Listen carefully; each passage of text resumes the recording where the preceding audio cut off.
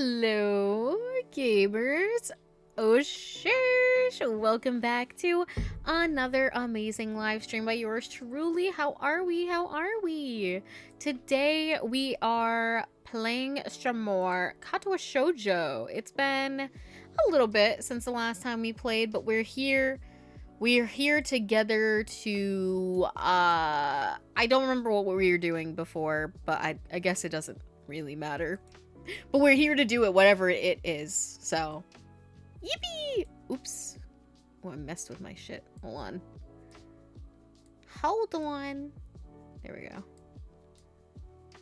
Wait, let me do this. And then say, just kidding, I don't want it full screen. There you go.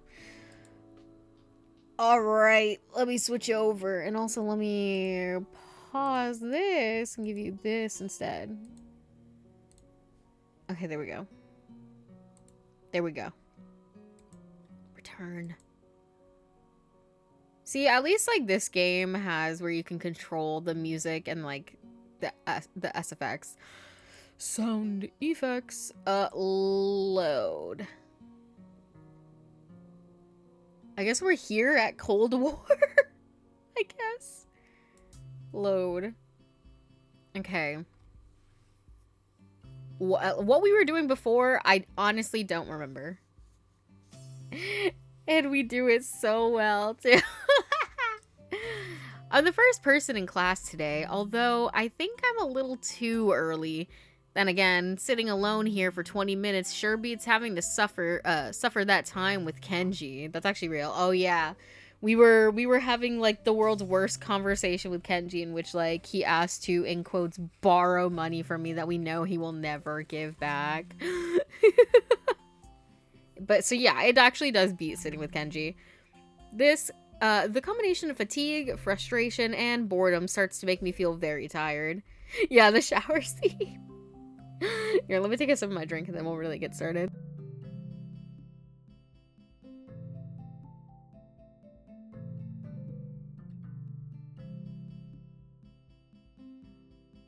Okay. I black out for a second. Okay. No, that's fine. I black out for a second, waking up when my head hits the surface of my desk. Rubbing my forehead, I realize this is as good as a reason as any to stay up for now and stop coming to class so early later. Eventually, I hear a tapping noise outside in the hallway, and Lily's tall figure appears in the doorway. She's not in this class, so so she must have some business. Maybe she's looking for Hanako. Lily stops at the door, looking hesitant as if she was a vampire who can't come in unless invited. I consider doing so because she looks rather lonesome standing there. She steps in on her own accord, though, after straightening her skirt and shirt collar as if it was of importance to look prim when entering our classroom. Hello. Excuse me. She calls into the quiet classroom with a probing, delicate voice. I realize the silence might unnerve her because of her blindness, so I break it. Good morning, Lily. Hello. Hisao, good morning. I didn't hear you come in. I've been sitting here the whole time, but thanks. I wonder if she thinks it's suspicious I didn't say anything to her before. It's likely. If I were to tell too big a lie now, it would sink me. Well, I was already here, just asleep until now. Oh, have you seen Hanako today by any chance? I mean, that's fair. To be fair, we aren't totally lying. Like, we were kind of asleep until we banged the shit out of our head on the table, and then she happened to walk in right after. So, hypothetically speaking, if we were still asleep, we likely would have missed it. Therefore, not lying. No, she seems to come in just before the bell rings, or after that. Do you want me to tell her something for you? No, it's fine. It's strange, but I think we're the only two people in school right now. I didn't hear anyone else on my way here. Did we miss, like, is there a holiday and we missed it? I shouldn't have gotten up so early today, I guess. You're chastising yourself for doing something that other people should. Punctuality is a good thing. I think so anyway. It's a very busy morning today. The festival is coming up soon, and today is the deadline for event registration, budget reports, and any other official paperwork. It could be that everyone is trying to complete the necessary forms at the last minute. Maybe that's why it's so quiet today. Oh! She slammed that door with authority. Hi! Misha pops into the room with Shizune as if on cue, shouting with a loudness that makes Lily visibly flinch. Hi, Hichan! Hi.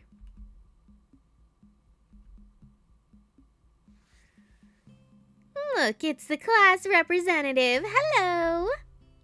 Lily smiles, probably amused by Misha's or Shizune's use of the word look.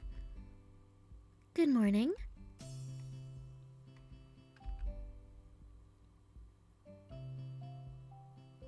Of course, you're not the representative of this class, right? I am not. Lily seems a little more guarded in her answers to Shizune than she was with me the other day, so I guess they really don't get along. Then I realized that Lily might actually not know Shizune is present and she's trying to detect whether or not she is, to know who she is talking to. For all she knows, she's talking to Misha, but knowing that she and Shizune are practically inseparable, she might expect Shizune being the one that actually talks. Damn, how complicated. I decided to help Lily out for my own peace of mind more than anyone else. You're here early, Shizune. You were here even earlier than us. Misha puffs out her cheeks angrily.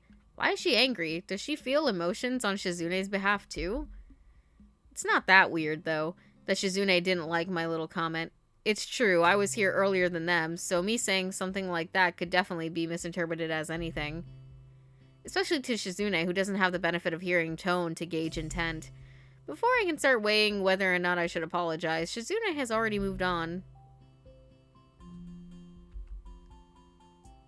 Class rep, it's a good thing you're here. We have to talk. The festival is coming up in 3 days, right? Every other class has already handed in their project budget reports for their event, even the first years, except you. Like, I don't like them. They're giving mean girl. Is that me? Is that just me? Like, I feel like they're giving mean girl energy.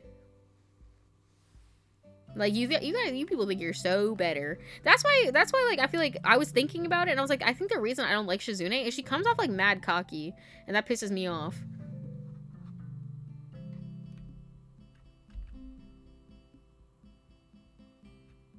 It's not just you. This is one of the reasons I don't like Shizune. Okay, I'm feeling a little valid.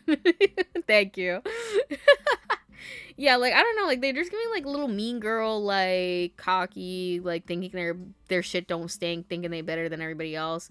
Like, instead of being like, you're the only one who didn't hand in their project, you could have asked, like, a nicer way, like, oh, you know, like, is there a reason that, you know, your thing isn't turned in? Like, do you need help? Blah, blah, blah, blah. Like, you could have worded it in so many other different ways. But what the freak do I know? Am I right?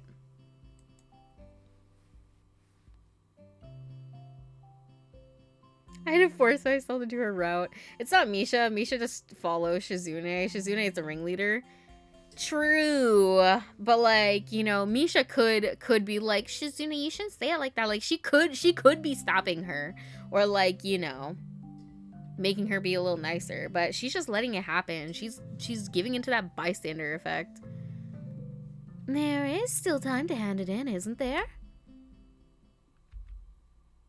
Today! The deadline is today. You're certainly taking your time, aren't you? If I had it my way, I'd have all of the necessary paperwork days ago, but someone had to say the deadline. Please extend it. Yes, that was me. Planning something on this scale is not a small task, and a week is too small a time frame to expect a whole class to work out such a complex issue completely. Do you want to know what's harder than distributing the funds for one class event? Handling the same matter for every class in the school and then some. The one who does that is me. Misha puts her hands on her hips and stands up straight. Wow, she is really getting into the role. Lily doesn't look like she's very amused, though. Hey, Shizune, aren't you being a little too hard on her? There's still a whole day left. Please, Hisao is all... please, Hisao. It's all right. No, she's being a fucking bitch right now. Misha, tell her this! I don't want to hang out with you people anymore because you guys are fucking mean girls. Lily seems like, I'm sorry, like, this might be stressing you out and make you have to do more work, but a deadline's a deadline for a reason. If you didn't want to extend the deadline, you shouldn't have let it happen. How is that her fault that she's she asked for a deadline extension and you gave it to her? She's not supposed to use the extension given to her? Lily seems happy I'm taking her side, but a bit conflicted that I might not think she can take care of herself. If this is about the budget, then I'm disappointed you think I have forgotten about it. I understand how important it is. Then, can I have it, please? Shizune, she might not have it on her at this exact second. It's not here right now. I asked 2 students to take care of it for me, students from my class. She emphasizes the last sentence, much to my surprise. She knows Shizune and Misha's effort to rope me into the student council. She knows about the Shizune and Misha's effort to rope me into the student council. I guess word must have gotten around, so now she's using me as ammo against Shizune. This just gets better and better. But you can't hang out with Misha without also hanging out with Shizune. Exactly. So that's why I'm like, they're package deal. They're both getting hated on together. It was your responsibility. A budget report isn't something you should just be delegating away. As class rep, it's your job to be on top of things. This kind of disregard for proper procedure is really just terrible. They completed it, being capable of doing so, but the students have been sick recently, so they could not come to school and give it back to me. If you want, I will apologize on their behalf for getting sick. Okay. Although Misha misses Lily's little jab entirely, Shizune doesn't. She seems torn between between being offended by Lily's daring and jumping for joy at the prospect of a challenge. Lily, don't they live here at school? That's just a 5-minute walk, you know. What could they possibly have that prevents them from taking 5 minutes out of their busy lives to drop something off that will affect the enjoyment of their entire class? Lily opens her mouth to say something, but Shizune closes the gap between them and starts signing furiously, waving her hands around like an orchestra conductor. Fuck you. You know what? Actually, fuck you. Because I lived on campus. And you know what? Sometimes I didn't want to get out of bed. I couldn't get out of bed because I was that sick. Like, actually, fuck you.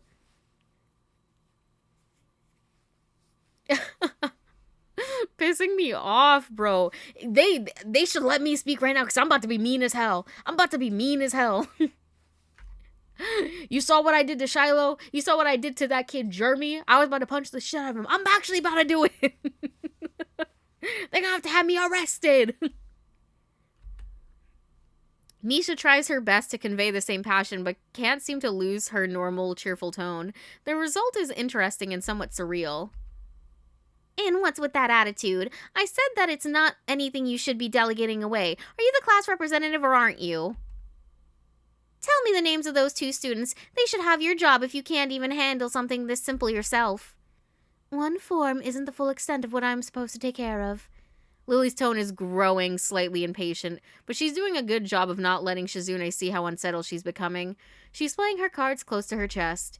Shizune, on the other hand, wraps her fingers cheerfully along the edge of her glasses, knowing Lily can't hear nor see how excited she is. Of course, you do so much, class rep. It must be so difficult being you. Lily tightens her lips at Misha's words, clearly understanding the intent behind them, even though Misha delivers them without even a hint of sarcasm, which they were meant to have. Shizune and Lily don't like each other, that much is clear, but this seems a little much. It seems like Lily has had enough and is ready to push back. Not the blatant panty shot. That's crazy work. I was actually just discussing the budget report before you came by. You must be very talented to have finished all your student council duties so quickly that you can track me down to make sure I don't forget my own. Yeah, and now she's getting mad at kids for being sick. Shizune truly is a bitch. Like, real. Like, it's only 5 minutes away. Okay, then walk your 5 minutes over to their fucking dorm and go pick it up. Piss me off. Are you accusing me of slacking off? It seems like you're confusing me with yourself. I don't think so. That would be very difficult for me to do, comparing myself to you. You're right. The difference between us is like heaven and hell. It's not hard to guess which one you might represent. The air between them ripples with the heat of their enmity? Well, not really. They can't disguise it anymore, though. Even Misha looks like she's beginning to understand the real nature of this conversation. Hee-chan, don't you slack off either. What are you talking about? Aren't you taking part in the festival, Hee-chan? You are, aren't you? I'm not. And if I am, I'm helping Lily. I hope you're going to do a lot more to make sure it goes smoothly than this person. I don't understand why Shizune is suddenly getting mad at me. Hey, come on, cut me and Lily some slack.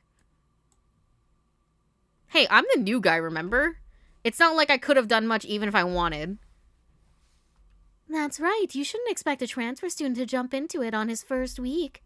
Lily taking my side feels oddly comforting, so I decide to back her up too. Yeah, you're being unreasonable with us both. Excuses, excuses. Miss Class Rep has had plenty of time to deal with her report. And as we repeatedly offered you a position to help with the student council work, but you refused to commit yourself to making the festival a success. Yeah, but as I said back then, I'm not sure if... I don't have time for this right now. No matter what I do, it will mean being drawn into a confrontation with Shizune, and that is what she wants. Whatever, forget it. I turn my back at them. Lily, class is going to be starting soon, so we could talk later. I'll tell Hanako you were looking for her. I can feel Shizune freezing. Maybe this is the first time she's ever been ignored in such a blunt manner. Period. Thank you, Hisao. I'll leave then now.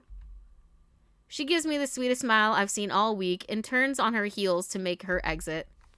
As soon as Lily walks out of the door, I suddenly start feeling reluctant about turning to face Shizune. I'm ignoring her.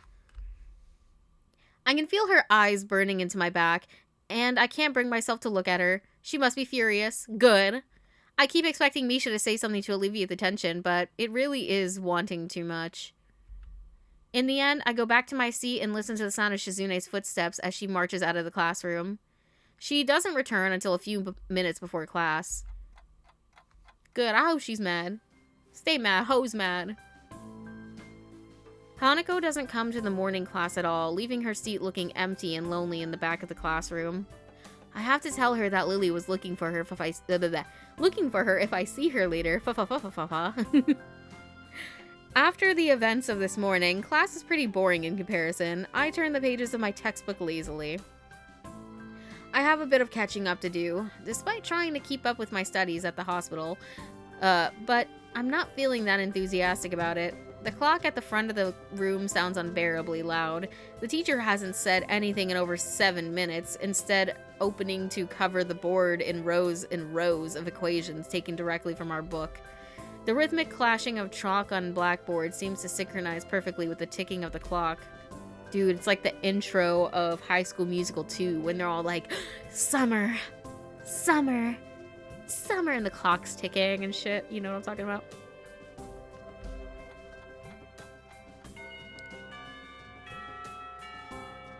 When the bell rings, I'm not in a hurry because I have nothing to do, so I stay for a while, reviewing what we covered in class today. I prefer to leave last anyway, so I don't have to deal with crowding in the hallways. I notice Shizune and Misha have also stayed behind, talking to someone from another class. Shizune signing so fast that her hands make noise like swords cutting through the air. Maybe there is pent-up anger in there. Misha is trying desperately to keep up, but it's clear she can barely manage to even understand her. I put my head down. Whatever they're discussing, it looks like serious business. Shizune signs to the point where her wrists crackle, and Misha struggles to spit it out in word form. Sometimes she trips over herself like she's dealing with tongue twisters, and then on top of that, she has to sign back anything the other girl says. Seems like a rough job. Misha looks tired, like she's about to faint. Luckily for her, their business is soon finished and the girls sit down on their seats again. I'm so tired. She's hanging her head limply on her desk, looking exhausted. I'll use the opportunity to reconcile with Shizune in a bit. I wouldn't. Where's my choice, bro? without getting roped into the student council thing again.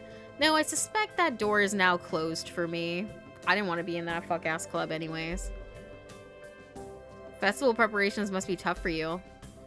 Indeed, the people in this school seem to be taking the festival very seriously. Whenever I see people idling around before and after class, they're always talking about their plans for it. It's kind of neat to see everyone being so enthusiastic about it. I'm probably the only one who doesn't have something to do. Shizune scoffs at me at first, as if trying to decide whether to ignore or sneer at me, but in the end she starts signing without doing either. Misha perks up, looking at her hands with slightly unfocused eyes. She signs with harsh, heavy, dramatic strokes.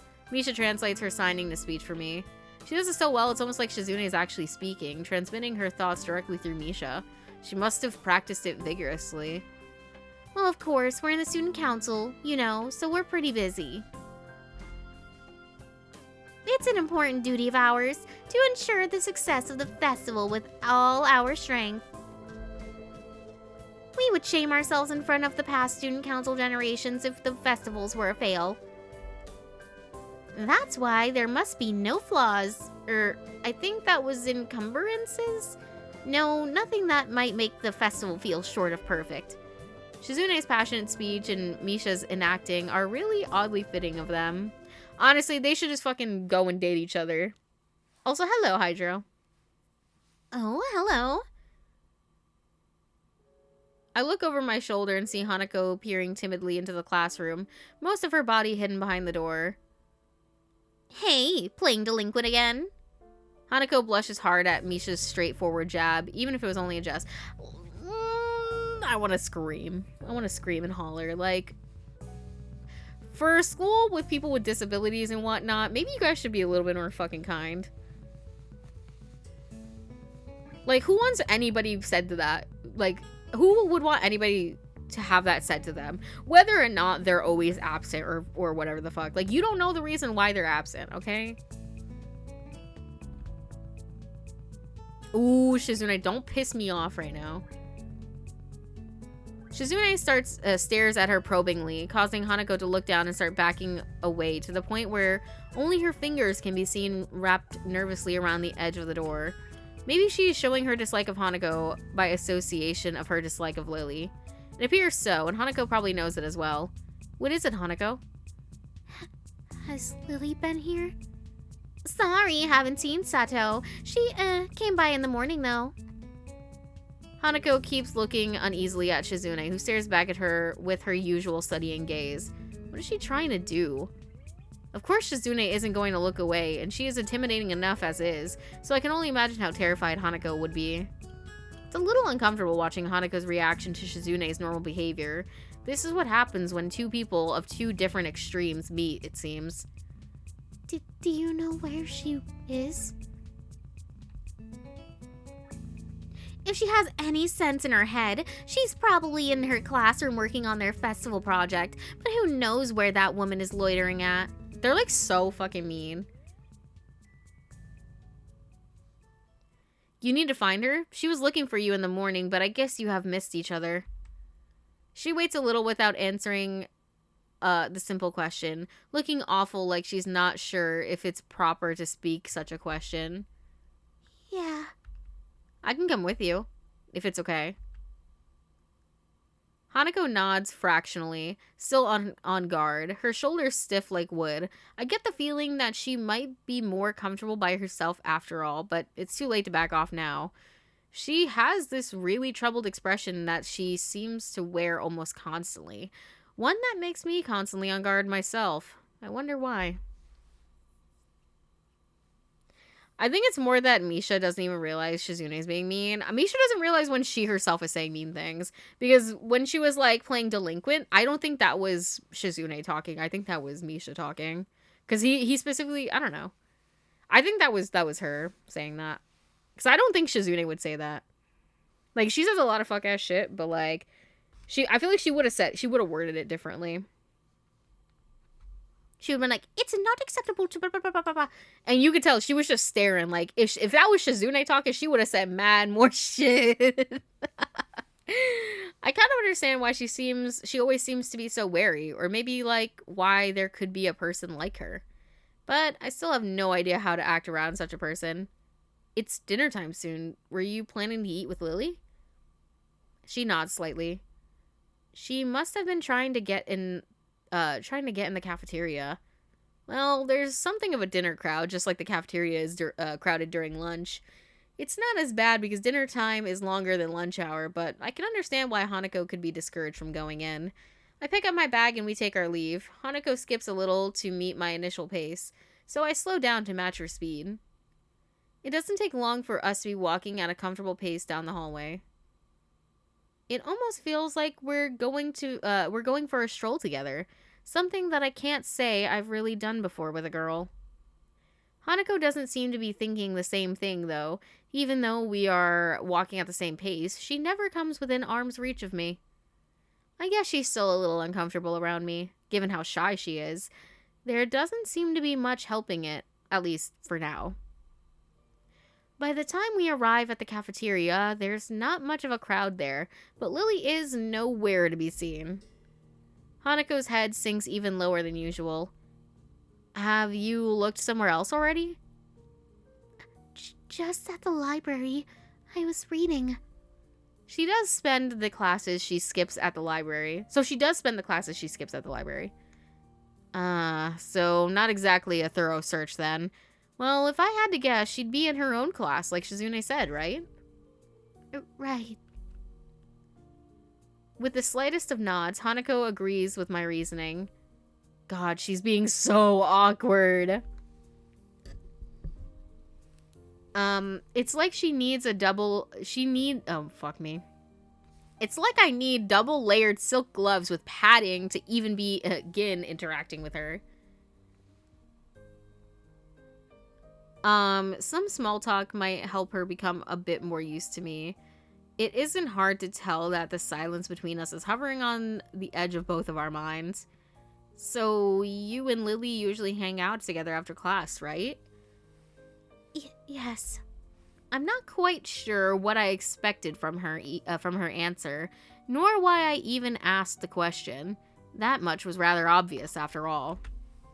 She doesn't seem like the type to cultivate a social circle either, so I suspect that Lily may well be her only friend. Must be a pain being in different classes, I'm guessing. She gives a sharp, almost reflexive nod. Compared to Lily's careful thought about her actions and speech, Hanako hastens to make her answers as prompt and short as possible. Lily comes by the classroom, though, even when she's busy. She gives a small smile as she says it, evidently appreciating the fact that Lily goes out of her way to help her. Listen, to be honest, I'm just shipping I'm shipping Hanako and Lily, and then I'm shipping Misha and Shizune. Those are the real pairings. It's pretty cute, really. There isn't any need to say more. Both of us content that the discussions reached an end. As we ascend the stairs back to the lobby, we are met by a group of students heading downstairs like a school of fish moving from one feeding area to another.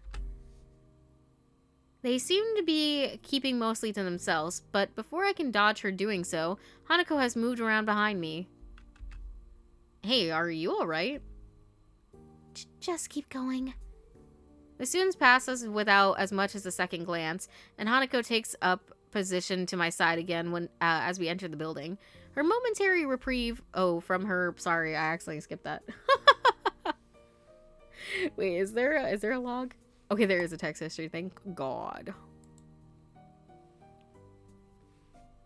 Her momentary reprieve from her anxiety all but snatched away. There we go. Even as we climb towards the third floor, she doesn't seem to relax.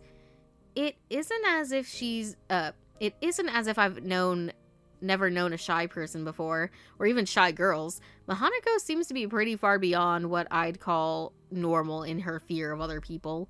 If it weren't for Lily acting as a mediator, I doubt Hanako would have even been able to walk up beside me like this. She seems to completely shut down in presence of others.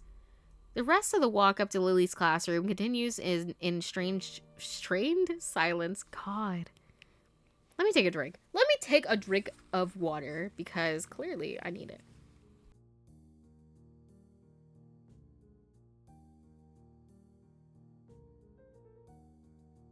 Honestly, let me put on chapstick too because I kept thinking to myself, my lips are so dry, my mouth is dry. And I find whenever my brain is thinking about other things while I'm trying to read, it makes me stutter more, coincidentally. Isn't that crazy? If you aren't paying attention to the words, it's hard to read them. Crazy concept. Just designed here first. Okay, let me get my chapstick, bro.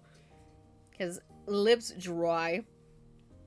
You remind me that I need to buy me more chapstick. You should. I'm not really, like, usually a chapstick girly. But, bro, when I'm streaming, I need it. Especially when I'm doing, like, dating sims. Like, my lips be dry as fuck.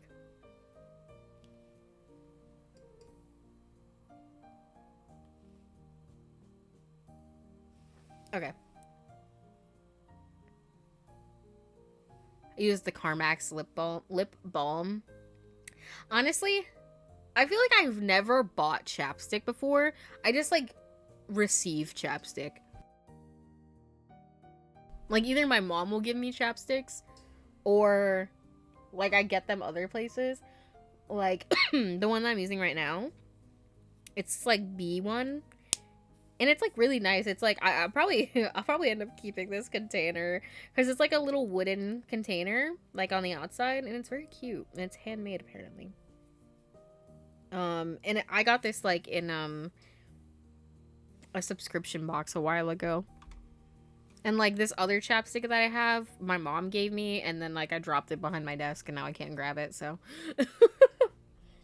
Yeah, and, like, yeah, multiple of my chapsticks my mom has given me. I have, like, one my friend gave me. So I'm like, I never buy chapstick myself. I just procure it.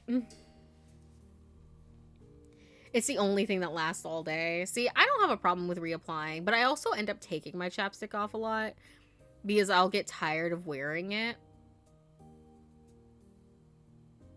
I'll get tired of wearing it and then I'll want to wipe it off because I'm like, I don't want to have greasy lips anymore. Funny enough, I was the same way before I moved out. I would just ask for some chapstick for my mother/sister, and they would give me a whole stick to keep, right? Like, it's just like, dang, thanks, man. Now I don't gotta buy any. And like I said, I don't wear chapstick too often, so, like, it'll last for a little bit. The rest of the walk up to Lily's classroom continues in strained silence, while I rue her inability to socialize at all. You'll rue this day, Hanako. After we make our way up the stairs, the noise coming from Lily's classroom is audible from halfway down the hallway. I wasn't expecting such a din at all. Well, I guess we found her. This wasn't hard. Did Hanako come here first, then come to me for backup, I wonder? Well, if that's true, then at least she's starting to trust me a little. That can only be a good thing. Eventually, the two of us reach the door to Class 3-2, with Hanako less than subtly positioning herself behind me. I open the door. Inside is... See, this looks like they took a picture from an American school for this one. Like, that other one was definitely giving Japanese high school, but this is giving, like, American high school.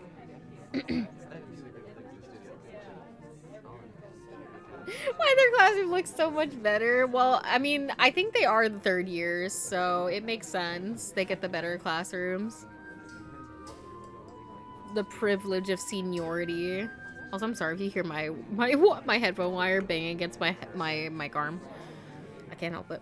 Inside is a hive of activity, seemingly every student in the class talking at once as they work hardly on their separate tasks.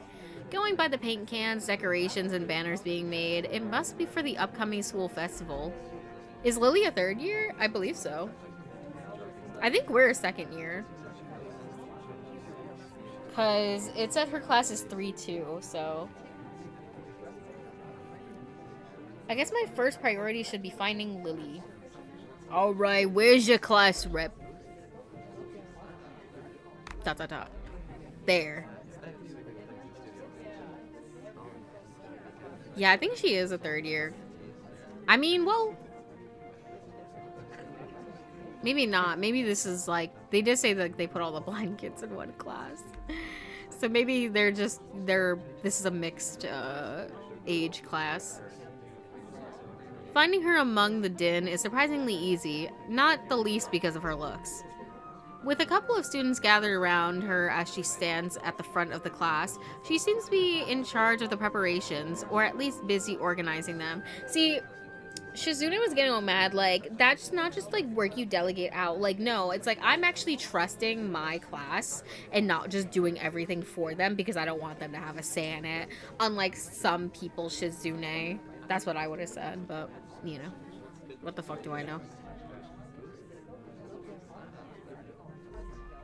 Carefully negotiating a path through the various students hunched over the floor for a lack of desk space, I raise a hand entirely out of habit as we finally reach Lily. Hi, Lily. She perks her head up as she breaks off talking to a noticeably smaller girl. You must be her classmate, trying to listen as best she can. Sorry, who? Sorry, Hisao. I have Hanako too. Hi. She's pretty skittish, considering the number of people around. It isn't too hard to work out why. Lily takes a moment's pause to assess the situation before turning to the other student once more. For the moment, just ask Moria, I don't know, for his advice. Kanji's busy with painting one of the banners already. A quick nod and she bounces off, fingers carefully sliding along the wall's face for orientation. Hi, oh my god, I haven't been able to catch a live in months because life has been insane, but I don't know if you remember Albedo's wallet. I do remember you. From YouTube, innit? Hello! Welcome. Welcome back. I hope life is getting a little easier for you. We're getting wild as per usual. That has not changed. That has not changed. But what has changed is, well, I don't know. It depends on when the last time you saw. I know you said months, but I don't know how many that actually means. Like, were you here before when we had this background? Or were you gone before that? Yes, life is better but still crazy. Listen, as long as it's getting a little bit more manageable, that's all we can ask for. But I'm glad you're back. I hope you enjoy. We're playing Katawa Shoujo, which is a dating sim. We're doing dating sims all of February because it is love month. So, you know, we're trying to catch ourselves dates in various games and sees what sticks. I don't remember, honestly, but my brain is a train wreck. That's so real. Yeah, right now we're playing this dating sim where, you know, we just got diagnosed with this heart condition, so we're going to a different school that's for students with medical issues and disabilities and whatnot, so they can live better, like, in quotes, normal lives, you know, but in a place that is safe, where, like, you know, if they do collapse or something, there are people who can help them. Ooh, dating sim EP. Wait, did you play Love and Deep Space? Yeah, I can't because it's too big. It's too big of a game to be played on, like, my phone and stuff. I don't have enough space for it, which sucks. I did want to check it out because I was interested in it.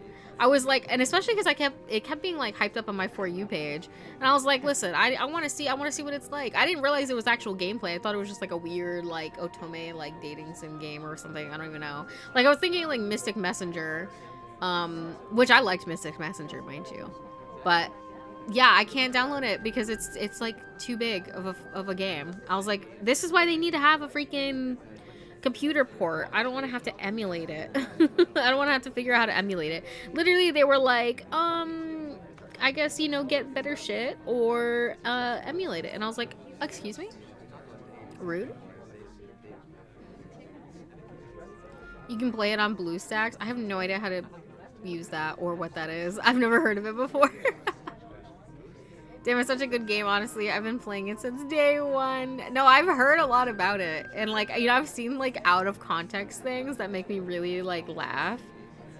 And I'm like, I was like, dang, I was this close to doing it. And then my friend was like, yeah, that shit's like a 10 gigabyte download, brother.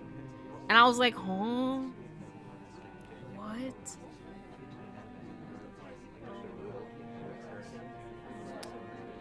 BlueStacks is an Android emulator, so you can play it on PC. Oh, okay. I mean, if you have like a link to like a video or something, or whatnot, you know where to send it, bro. Oh god, the out of context clips are insane.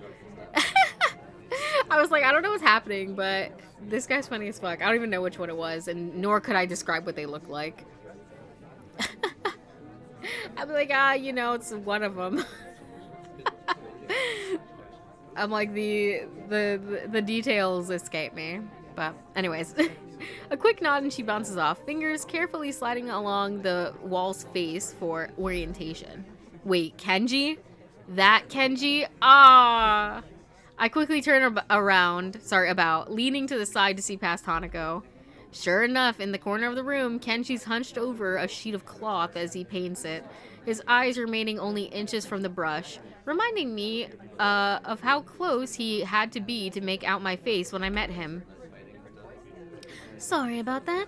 Our class doesn't have many students with even partial eyesight, so they're in high demand. That's right. Class 3-2 was specially for students with poor vision. Preparing for a festival must be pretty arduous for them. Need a hand? I could give you some help if you need some. Maybe Hanako could too. A chance to set her mind on something would do her good, but I doubt she has the courage to ask outright. She quickly nods in affirmation afterwards, so I'm confident I made the right move. There's literally so much. Like, there's a doctor and an alien and a mermaid and a dragon and a dude with a cyborg arm. It's just a whole thing. Help, that's fucking funny. Was it you, who told me that I should play Our Life? Because if so, we did start playing that, this month. We just entered, like, the preteen stage. And Shizune wonders why their class is taking longer. Listen, I was thinking it. I was like, Shizune, it's a class full of like blind and almost blind kids. Like, what do you want them to do? Like, sorry, it's taking them a long time. Maybe you should, instead of bitching, you should ask if they need more assistance or something. Like, why is she like, they make me so mad. The game is lucky. They should be lucky the game is not allowing me to be even meaner, because I would have been swanging. I don't think so, unfortunately. Never heard of it. Oh, it's another dating sim.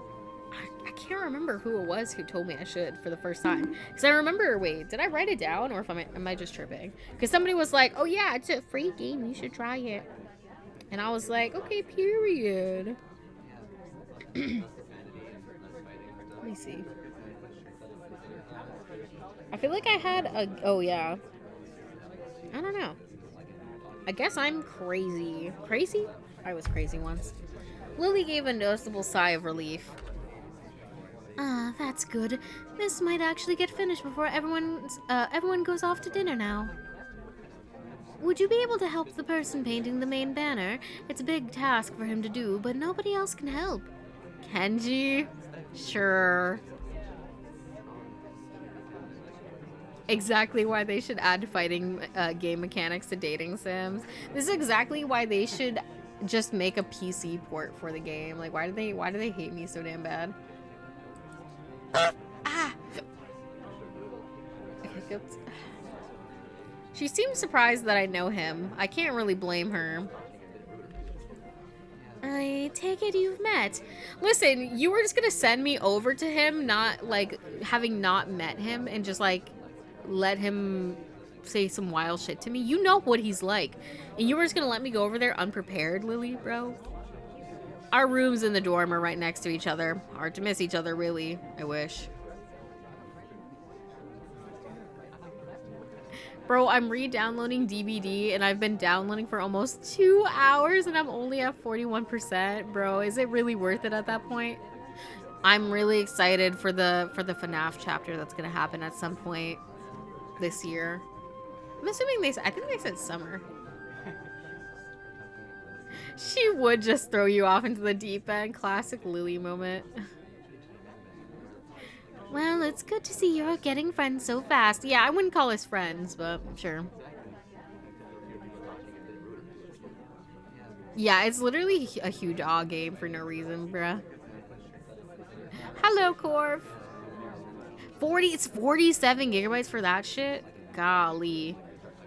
Friend, I wonder if that's the right word I use for him. Hanako's silence during the proceedings reminds me of the reason I put her up to helping in the first place. Well, we'll go help him then. He knows what he's doing, right? Oh my god, we're gonna bring Hanako to a man who hates women. Lord. That's right. Just ask if you have any problems. Chorusing in assent, Hanako and I begin another trek across the classroom. Kenji sits crouched on the floor, his gaze fixed on the white calico in front of him. Hey, Kenji. No answer. He continues dragging his paint-soaked brush across, along the large half-painted kanji that's sketched on the sheet in pencil. Kenji? Huh? What? Who is it? Oh, sorry, I forgot his voice. Huh? What? Who is it? If this is the way he treats class members, it's no small wonder he's working on this alone. It's Hisao. It's Right. I know that man. What are you doing here, though? How can you recognize me here, but not... He skipped that, by the way. Obviously, as you can see, he interrupted me. From the... He's like, yeah, I know. Why did you not know me before?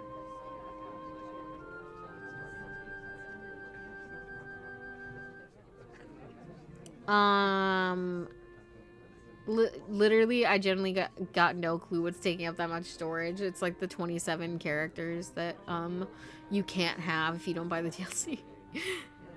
Yes, it is worth it, because I want to see if I can play it without being a slideshow like the last time I played with y'all. I mean, considering the fact that it's taking so long for you to even download, I wish you luck. Got hacked today, so I got kicked from the Grimwood Discord server. I mean, if you make a new Discord, and just reapply, you'll likely just get back in. But I'm sorry that you got hacked. That fucking sucks. For TPD is 47 isn't that big, is it? I mean, it's what I would start calling big. Yeah, I would. To me, like 50 gigs is huge, like is big, and then like 100 is huge. Every time I hear the name Kenji, I can only think of Kenji Miyazawa from Bungo Stray Dogs. I've heard of that anime, but I have no idea anything about it. Honestly think Kenji is in this school for mental reasons, not because of his eyesight. LFAO. Has anyone mentioned that Hisao looks like Harry Potter? That's not, his name's not Hisao, that's Kenji. We're Hisao, the main character. Is this, but no, yeah, Kenji does look like Harry Potter, that is true.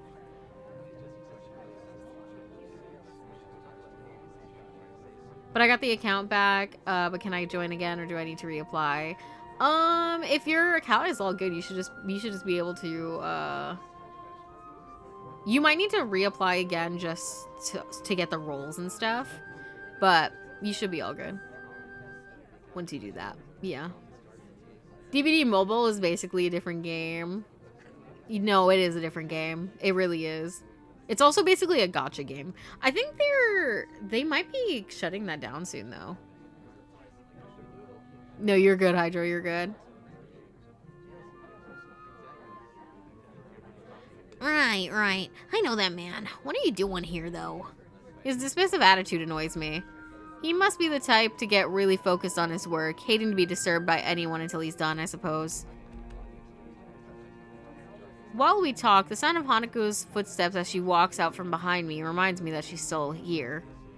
I was going to help with that banner. Hanako and I, that is. Hello? Oh, hey, I guess that's okay. As soon as Hanako enters the equation, his demeanor takes a complete about face. I've never heard of that before. His sudden faux hospitality is slightly unsettling. Oh, right, women. On second thought, this may not have been such a great idea after all. Hanako and I grudgingly set ourselves down on the opposite side of the cloth banner to Kenji, noting the several small paint tins on the ground around it. Class 3-2 noodle stall. You guys selling noodles at the festival on Sunday? Yeah, some stalls outside or something. Or something. His non-committal nature sparks a fair amount of suspicion on my behalf. The task at hand comes first, though.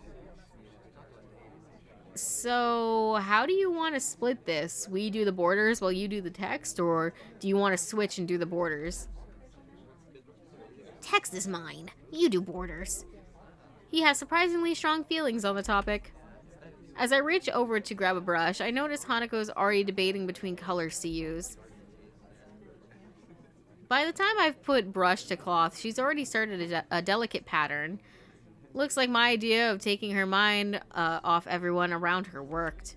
With a dark blue stroke, and the three of us silently get to work. Not before Kenji takes advantage of Hanako's working to lean towards me and whisper conspiratorially, though. What dumb shit are you about to say to me, Kenji? Okay, man, why are you here? Hanako just wanted some help to find Lily, that's all. He apparently disapproves of my motivations. I get it. It looks like I misjudged you. You're infiltrating them, aren't you? Going deep undercover. I should have guessed. Letting the truth slip by him would probably be better than outright lying or annoying him in any case. Is that why you're here? Obviously. It sucks, but there's no better way to get intel than going in yourself. We gotta stick together, man. This is a harsh school, a harsh world. Yes, very harsh. He misses my true meaning as he leans back, satisfied I'm sympathetic to his cause. I'd better get down to work.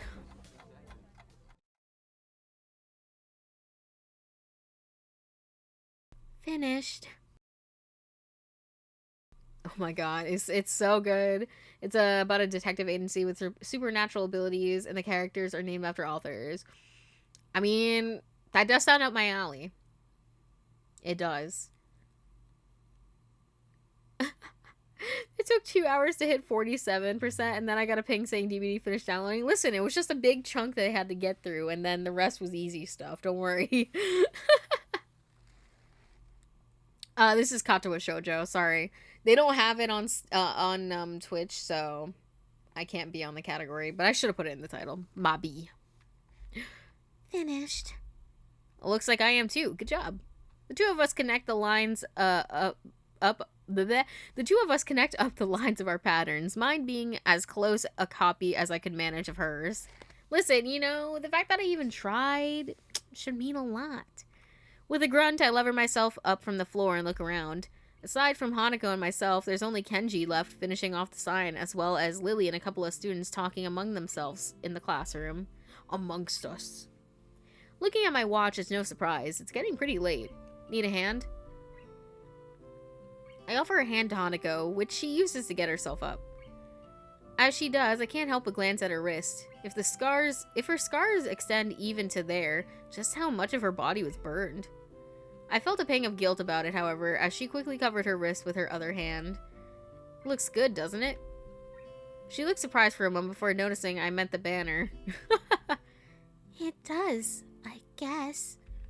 Her smile shows that she feels a slight sense of pride in the result, just as I do. With the floor significantly neater for the decorations being placed on the desk and the shelves, it's much easier to get Lily as we cross the room. We finished the banner. I guess that's all that needs to be done? Lily gives an appreciative nod. Thank you. Oh, thank you, Hisao, Hanako. If there's any way I can thank you. It's fine. Beats sitting in my room studying at any rate. I don't mind either. She nods before suddenly remembering one last person. Oh, is... Sorry, I keep mixing their voices up. I'm just like, yeah, we whisper for the whole entire time. No, I fully bet this car, lol. Oh, is Kenji still here? Just as I open my mouth, Kenji gives the answer from the other side of the room. Yeah, I just finished. He carefully slides his sign onto an empty section of shelf to dry, before quickly walking past us and out the door. See ya, man. Bye. The remaining two students say their goodbyes to Lily before taking their cue to leave as well, leaving only the three of us. Just the three of us. Well, I guess that's everyone. I hope we don't have anything to do. I don't. Why can't I read today? Put me down. I hope we don't have to do anything like that again. Working past school time? Indeed. The class's plans this year were ambitious. Maybe too ambitious. The stall looks nice, though. She's right. It shows that a lot of work's gone into them. My. I'm sure a lot of us would be glad to hear that. At least now there's not much work to do until the festival itself. It's getting pretty late. Should we go? That's probably a good idea. Are you going back to the dorms as well, Hisao? Yeah, well, yeah, I guess I'll tag along, you know? The nighttime lighting really makes the gardens look quite different. Compared to the usual look of lush greenery, things are much more calm. Being that it's so late, the lack of students around probably helps. The odd one or two can be seen scurrying to and from the dorms, trying to eke the most out of the approaching curfew, but no more. All that can be heard is our footsteps, in addition to Lily's cane regularly gently tapping on the ground in front of her. It's nice to finally be able to relax a bit after the mad rush during school. Without even noticing it, I let out a small yawn. Tired? Yeah, I'm still getting used to the flow of things, I guess. The, thing with Shizune took me off guard, though. I grit my teeth a little at the candid mention of their rather public spat. That said, I do want to sort out what in the world was behind it. About that. I'm sorry about it being so public. Shizune and I go back some ways. Well, just know I'm on your side 100%. But before we go on, let me have a little sip of my drink because I'm thirsty.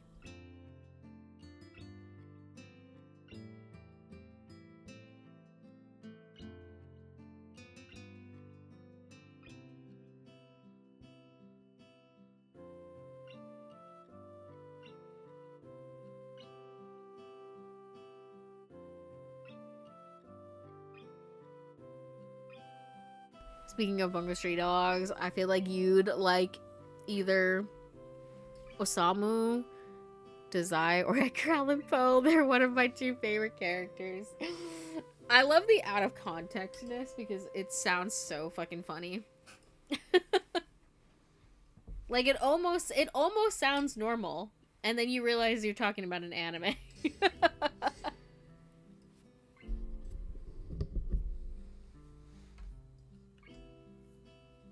Yeah, join whenever you feel comfortable. Or, like, if you're still worried about your old account, like I said, you could always potentially make a new one. And then you wouldn't have to worry. Her voice seems slightly irritated as she remembers Shizune, probably unwillingly to discuss it any further. Sorry, I just punched my mic a little. I glanced to Hanako for her views on this, but her expression is, unsurprisingly, evasive and difficult to read. Either way, I guess her apologizing for it is something. Even if my curiosity goes unanswered, one of these bitches needs to tell me the tea. I'm tired. I'll be glad once the festival is over, in any case. The change of topic's welcome, clearing the thickening air quickly. I can imagine. My old school festivals were a lot more low-key than this. Yamaku stresses the idea of a school community, so the staff likes to make our festivals and such special occasions. And yet the students are the ones who do the work? What an unfair world. Hanako and Lily both chuckle in agreement, savoring the fact that none of the staff are around to hear our grumbling. I suppose coming from a strict all-girls school helped me a bit with Yamaku. Compared to there, Yamaku is much more relaxed. That'd go a way towards explaining her well-bred speech and behavior in any case. As we come up to the dormitories, it eventually comes time to leave for our respective rooms. See you, Lily, Hanako. The two give the two oh my god. The two both give polite nods before setting off to the women's dorms, just next to the guys. As is to be expected of such an air. Oh my god, bro. Why can't I'm like so distracted. Focus. Focus. A vision. I see it. As is to be expected of such an arrangement, there is a staff member casually patrolling around outside to prevent any nighttime shenanigans. Walking past him, I quickly stretch my arms and rub my neck, both quite sore after having worked on the floor for so long, before walking to my room. It feels good to actually have direction, though. After so long in the hospital, the everyday facts of studying, homework, and teachers seem almost a blessing.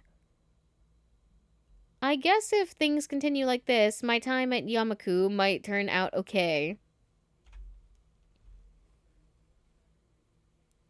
Where was I? Oh god, the clips from the anime are even worse out of context. LMFAO. Uh Oh my goodness, my eyes itchy. Hold on. Why is the ooh thing not available? Oh, I think I turned it off for yesterday because Icarus and I were playing Dream Daddy on stream. So um I think yeah, I turned it off for that reason and then I forgot to turn it back on. Saz. But that's where I live and everything. I mean, unfortunately, there's not really much anybody can do about that.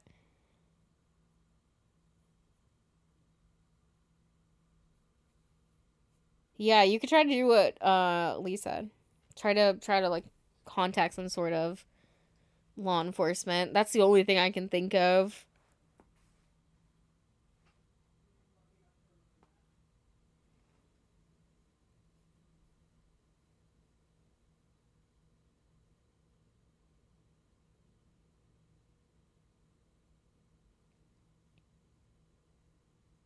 What do you mean Def wasn't yesterday? I wasn't in stream. Yes, it was yesterday, because yesterday I streamed Dream Daddy with Icarus. So I didn't have it on yesterday. Oh, also, I'm posture checking. Did I read that? I'm gonna assume I did. Adhering to the nurse's nagging voice in the back of my head, I set my alarm clock to wake me up early enough to go jogging again. I made a promise, and I'm going to keep it. Besides, Emmy is bound to rat on me if I don't show up. But it's not all that bad.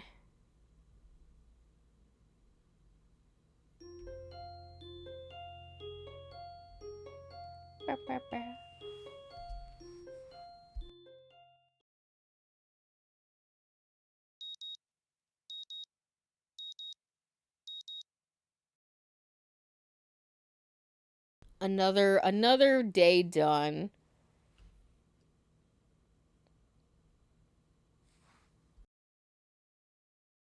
No problem, Corv. It's a scary situation. It really is. But yeah, it sucks that like shit like that is so easy to like get away with on the internet. It's so annoying. But yeah, like really the only thing I can think of is doing like what they said and try to contact some sort of law enforcement. They'll probably end up giving better advice than any of us could. Sorry, choking on my own spit. Jeez. My morning alarm goes off and I flail about uselessly for a while until I remember that I decided to give morning runs another shot. I don't know if this is my greatest idea, but I'm determined to keep going. This is about my health after all. Sure, things haven't been great lately for me, but that hasn't made existence so intolerable that I'm not going to try everything I can to stay healthy.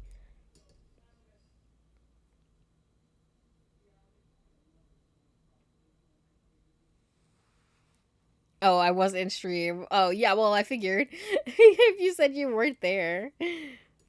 It makes sense why you wouldn't have realized. Besides, it's all about asserting some kind of control over this thing, right? I'll probably turn it on.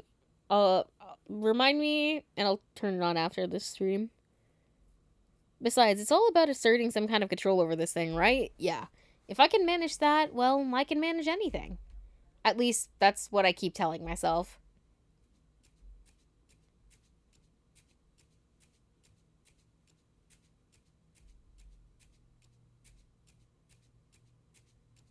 Once again, it would appear that I'm not alone in my run. Emmy has apparently been here for some time. It looks like she's already worked up a good sweat. Just when the hell does she come down here anyway? Oh, it's you. I'm surprised to see you again. Why's that? Well, not many people actually manage to come back for a second try. She frowned, seemingly annoyed by a passing thought. Like the rest of the track team, for instance. Still, it was only supposed to be a volunteer basis, so it's not that big of a shock. And I guess it's pretty early in the morning. A shrug, and suddenly it appears she's forgotten what she was talking about. The frown disappears entirely, and she seems to snap back to her previous train of thought. So, come on then. What? You're here to run again, right? Well, yes. So come on. I find myself suddenly grabbed and yanked onto the track.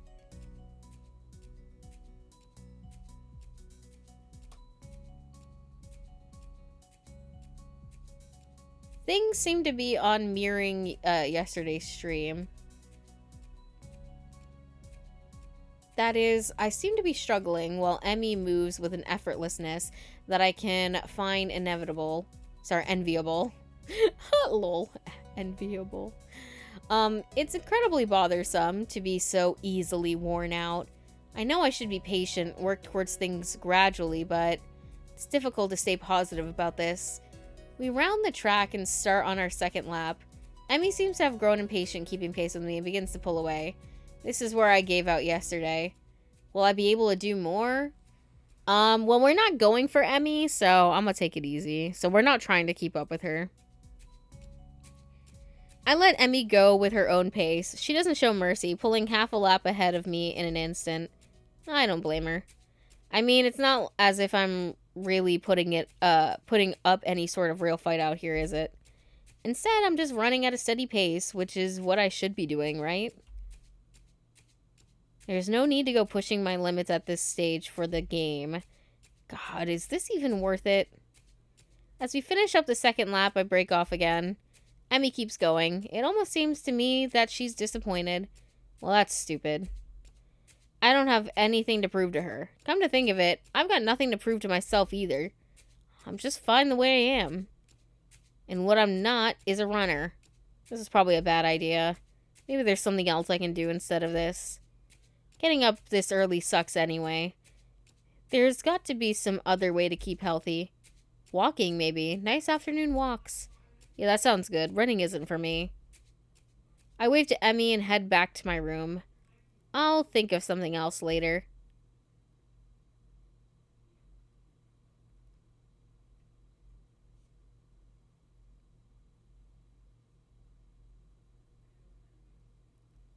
Back in my room, the first thing I see is the familiar row of medication bottles lined up on the top of my dresser, and it makes me depressed as usual. It's annoying. I thought I was okay. I thought I had made my peace with this thing, gotten over it. But what I really did, I allowed myself to forget that I have a problem. Being here really reminds me of the reality, and trying to fight against it just hurts.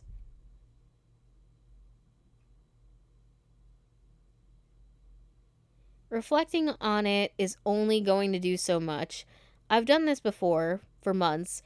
It seems like it's time to get over it.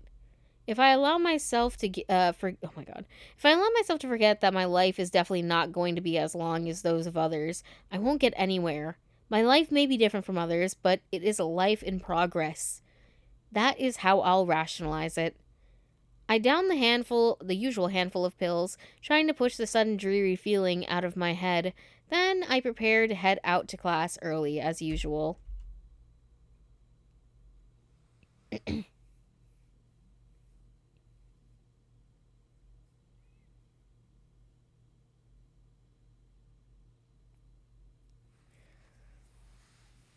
Yeah, I would keep the other the hackers Discord up so that way police could track it and whatnot.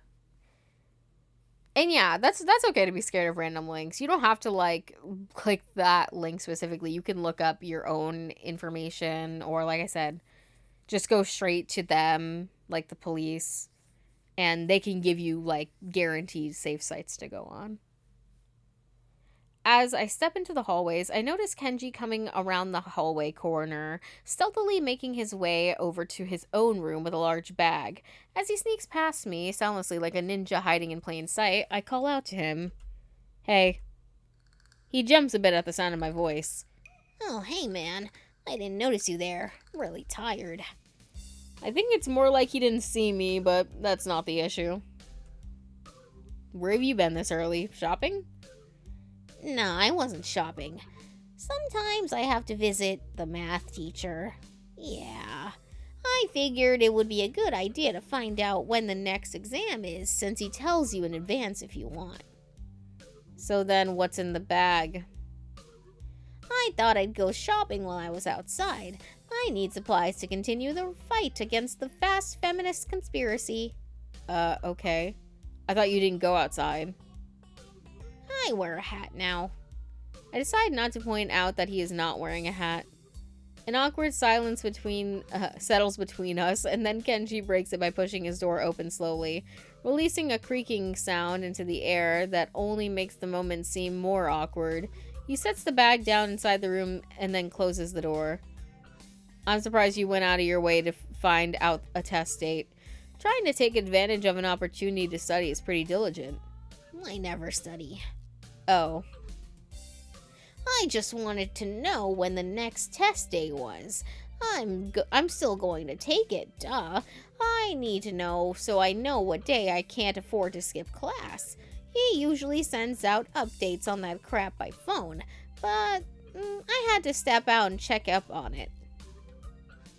And why do you have to go out when you can just get it on your phone? I don't carry a phone.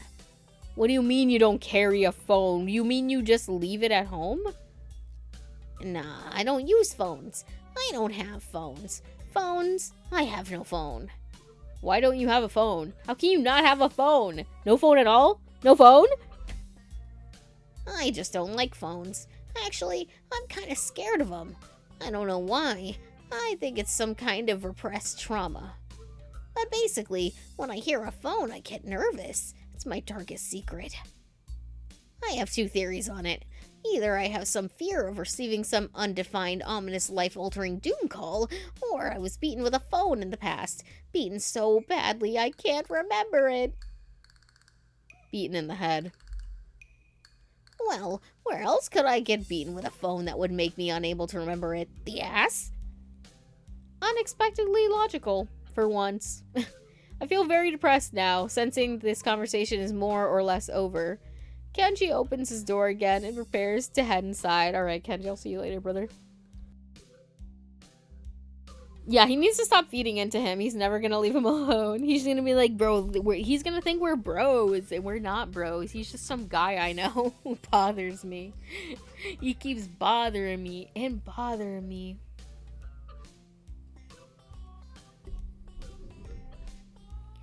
Unexpectedly illogical. Yeah, I'm going to sleep, dude. Hey, have a good one. Class is going to start in like 20 minutes. I already did something today. Too tired to go to school. Hey, you need some lip balm. I accidentally bought two because I thought the store had started selling individual AA batteries. See, look, this is how you just randomly gain chapstick without having to buy it. Topical as fuck.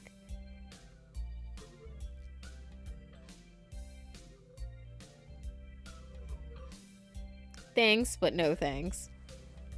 Whatever, man. The game knew, for real.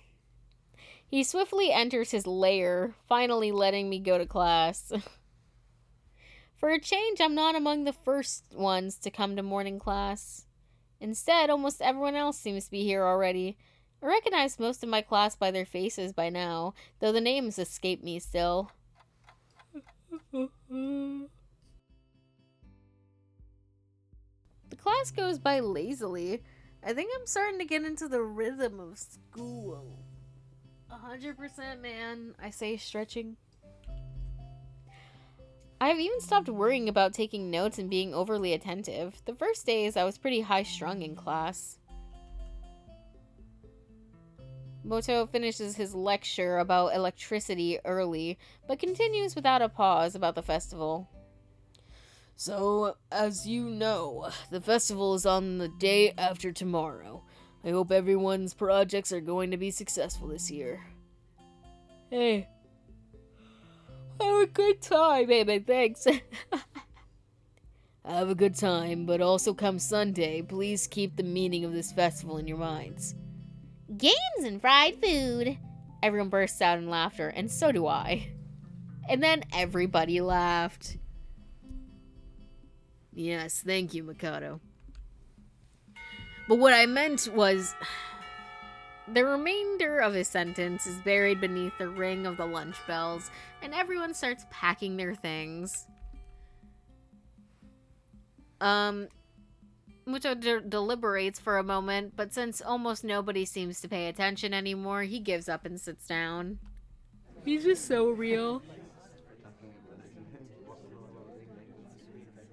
One sec.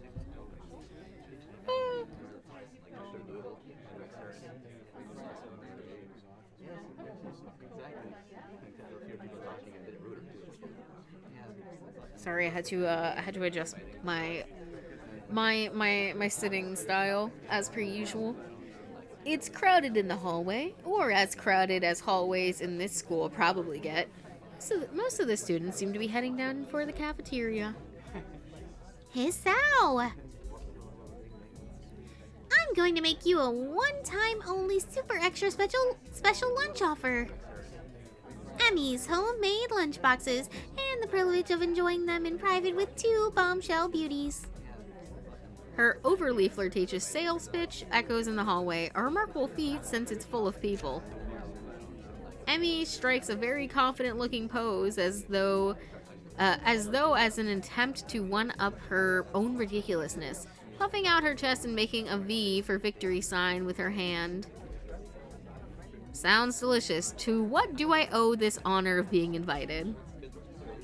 You sit there looking really lost and sad, so I thought you could probably use some company. This is probably the most depressing reason imaginable.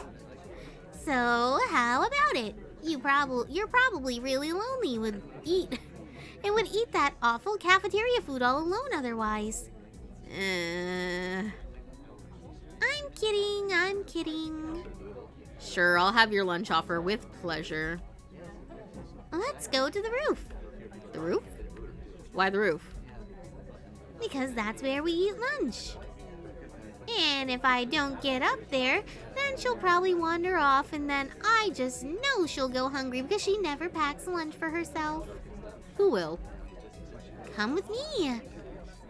Without answering my question or waiting for a response, she grabs me by the arm and drags me through the hallway. She grabs me by the arm and drags me. I feel like I said drag twice for some reason. Do American schools actually have a bell, or is that a movie thing? You know, yeah, there are bells. They sound like all different things though. There's like not every school has the same like bell.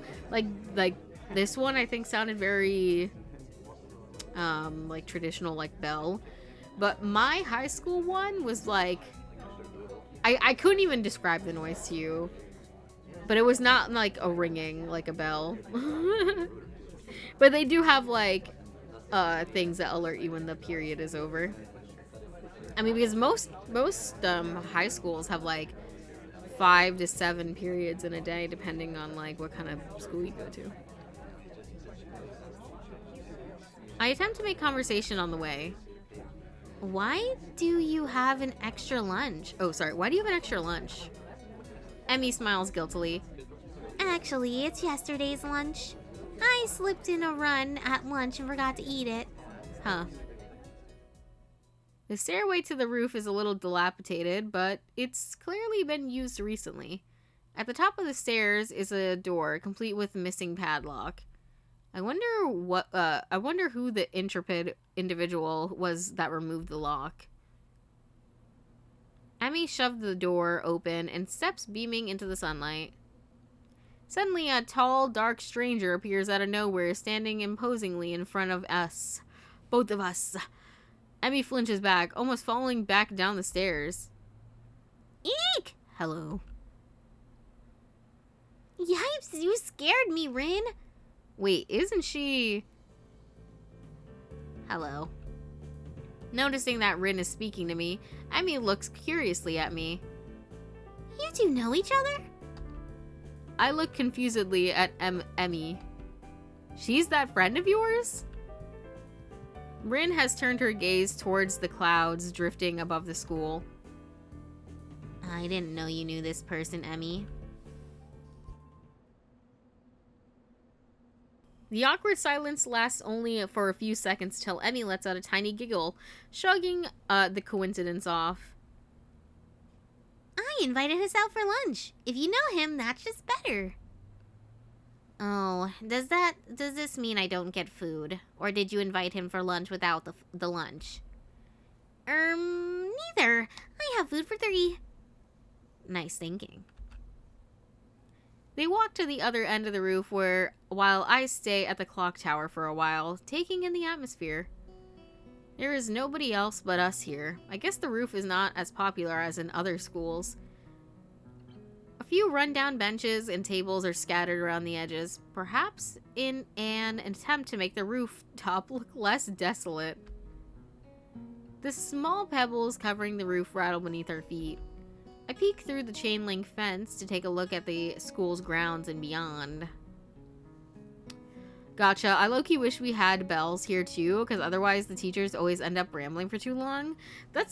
Yeah, it's like kind of to stop that. Like, because if not, like you said, the teachers, they'll just keep going, bro. And then you're the one getting in trouble for being late. Like, nah, go talk to Mr. fucking whoever it is. He's the one who's yapping. Yeah, that way it's like... nobody makes any mistakes. I'll say I like it because, yeah, you know, it's easier. Unfortunately, I have to go taking care of my grandma, but before I do, make sure you stretch and drink water. Take care of yourself, yo. Thank you. Thank you for making us know you're good. I hope you enjoy the rest of your night. I'm gonna have a little stretchy stretch. Ooh, I implore you guys, stretch with me. Ooh. And if you're a gamer, make sure you do your hand stretches, for real.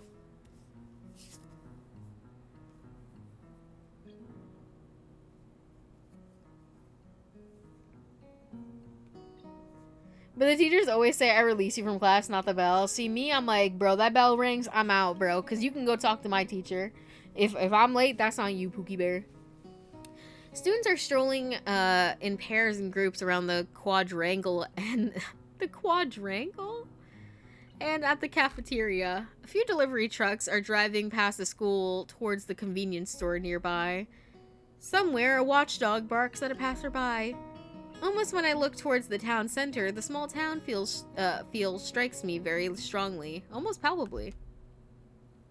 The hectic lifestyle of big metropolises seems so far away and foreign here.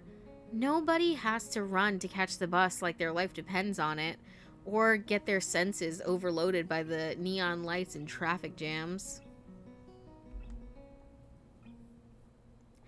I feel surprisingly optimistic about this new life of mine, looking at my new hometown, even if it's going to be mine for only 1 short year. Finding out about my illness and having to move away from home all came so suddenly. I haven't had time to think about how I feel about it yet. When I step out of the shadow of the clock tower to the open, I feel warmth touching my back. The sun shines from a perfectly clear cerulean day. A cool breeze sweeping over the rooftop makes me shiver, but only briefly. The wind carries the scent of trees and flowers, not smog and car exhaust like it used to, just a few weeks ago. Emmy settles on a bench with Rin in tow and produces one big and two small lunchboxes from her bag. Come on, Hisao, what are you waiting for? She is beckoning me to join them, making room on the already small bench. I seat myself on the corner of the bench to take as little space as possible. It's pretty cramped, and somehow all three of us fit on it. Impressive view. Emmy suppresses a giggle and places a lunchbox in front of Rin, hands another lunchbox to me. Here you go. Lunch is promised. Homemade, no less. I'm impressed. Wow, this looks really good. Thanks. I make 'em myself when I can. Conversation dies as I set about the business of feeding myself. Taking a few bites, I glance up and notice Rin deftly open the lunchbox and popping a fork full of food in her mouth using only her feet. Even though I've seen it before, I can't help but be impressed at her dexterity. It's also a reminder of the sort of place I'm in right now. Will I ever get used to sights such as this? I can't decide if getting used to such a thing would be a good thing or a bad thing either. Does getting used to this place mean that I'm giving up on being a normal person? Or does it just mean that I'm becoming more understanding about those around me? Well, I'm hoping the latter. I'm distracted by my thoughts, by the sight of Emmy tearing into her lunch as if it had insulted her ancestors. You seem pretty hungry. Emmy looks up, her mouth half full, and swallows before nodding. My morning run always works up an appetite. Which is great because then I burn through lunch pretty quickly. Helps me keep my girlish figure. What would happen if you lose it? Would you become a man? I very nearly choke on my lunch trying not to laugh. It's a figure of speech.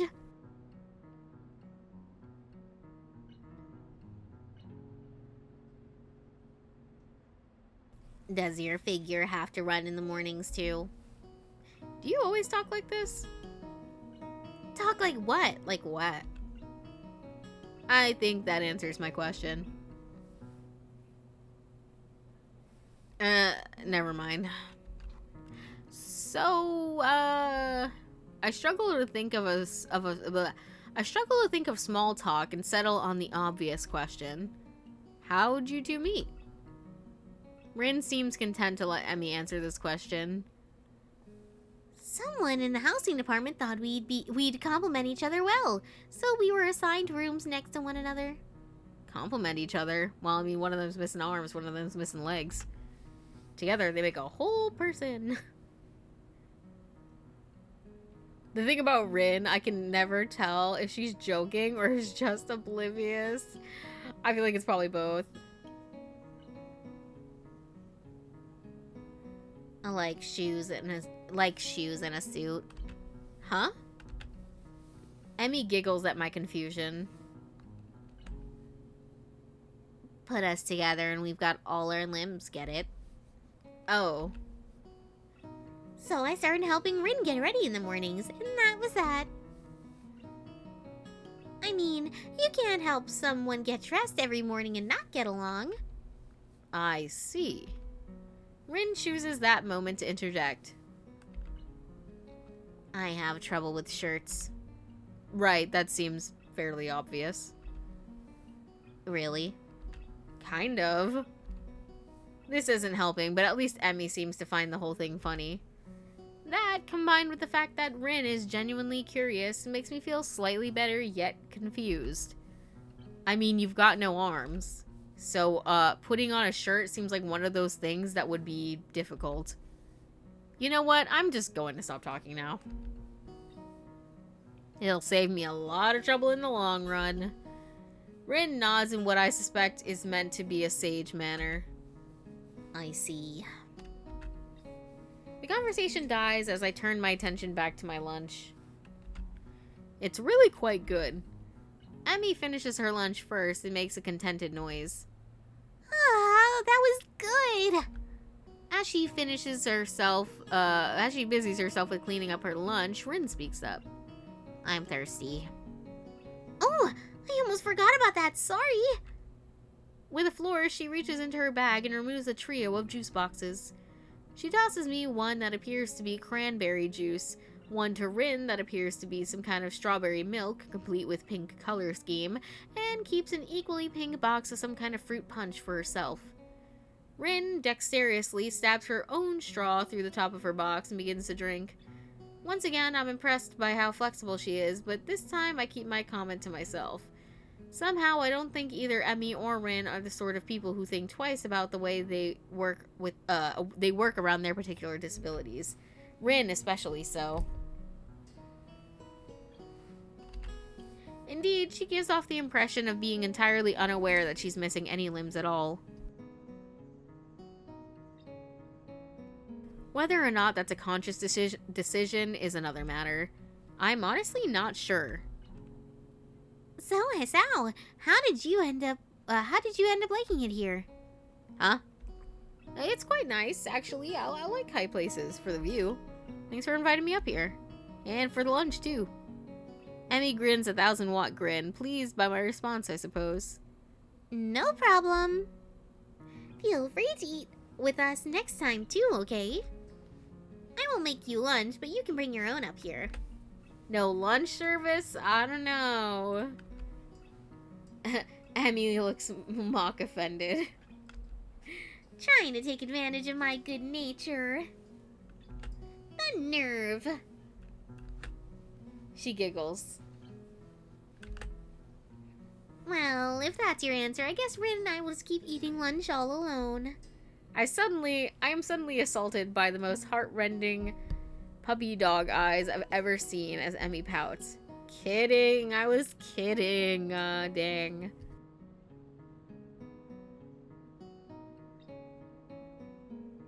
I'd love to eat lunch up here again.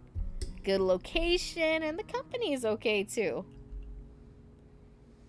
Emmy frowns a bit at my declaration of okay, but seems happy enough that I've accepted her invitation. Guess this makes us friends now. Or at least acquaintances? The lunch bell rings, signaling a return downstairs.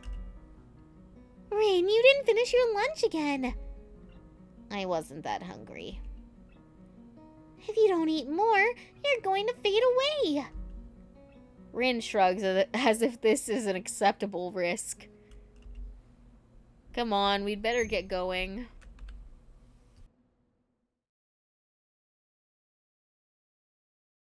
The three of us head down the stairs together. The afternoon class passes. Once again, I find myself without a plan for something to do after school, so I head to the library to return a couple of books I finished reading. Something you need to learn. You will never be able to oppose Emmy as long as she has that face. Oh my goodness. They said nope, nope, nope.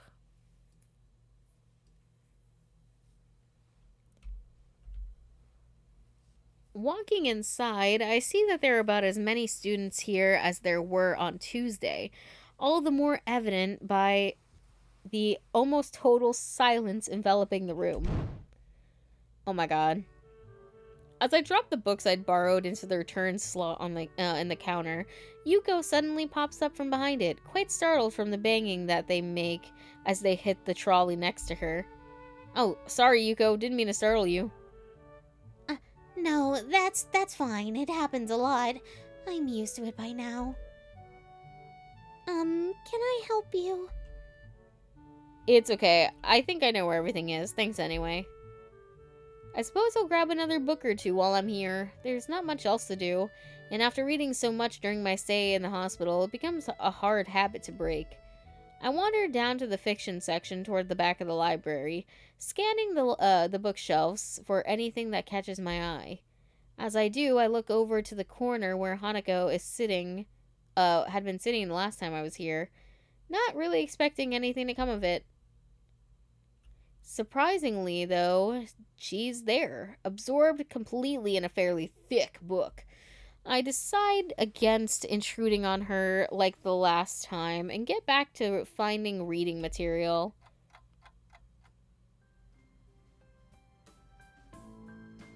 Do, do, do. Hold on.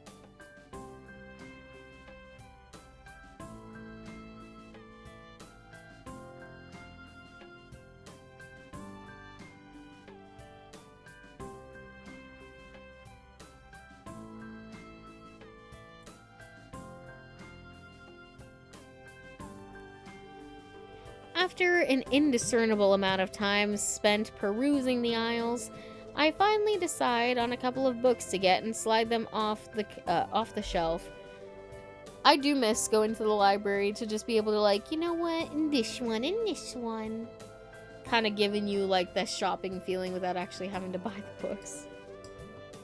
With a minimum of fuss, I quickly walk over to the counter, check out my books, and pop them into my bag as I walk out. By the time I leave the main building, sunset isn't too far away. A small trickle of students remain, but the majority have left, presumably to their homes and dorms. I guess I need to buy some supplies. I can't live off cafeteria food and eating out for my entire stay here. Do we have, like, kitchens or something?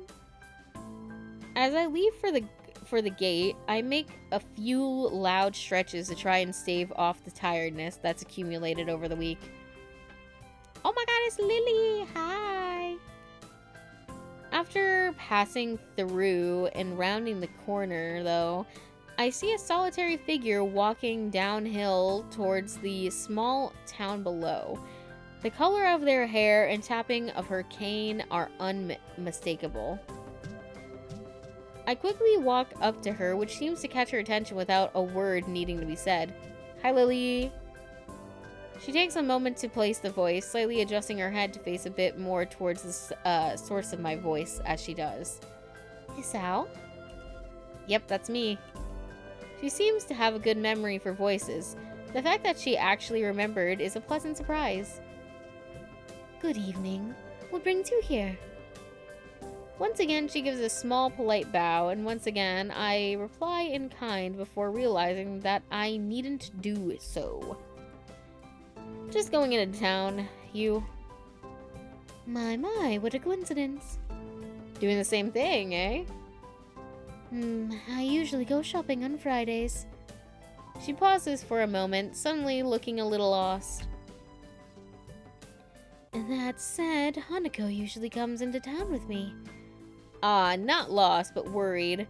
The two do seem to keep pretty close tabs on one another. It's kind of surprising that Hanako would just forget Lily like that. I noticed her reading in the library. She probably just got caught up in a book. She lets out a small sigh of relief.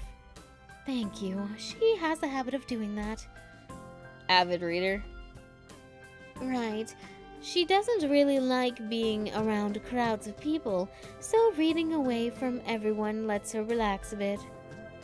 Although she probably didn't intend it, I can't help but grimace as I recall my first meeting with her.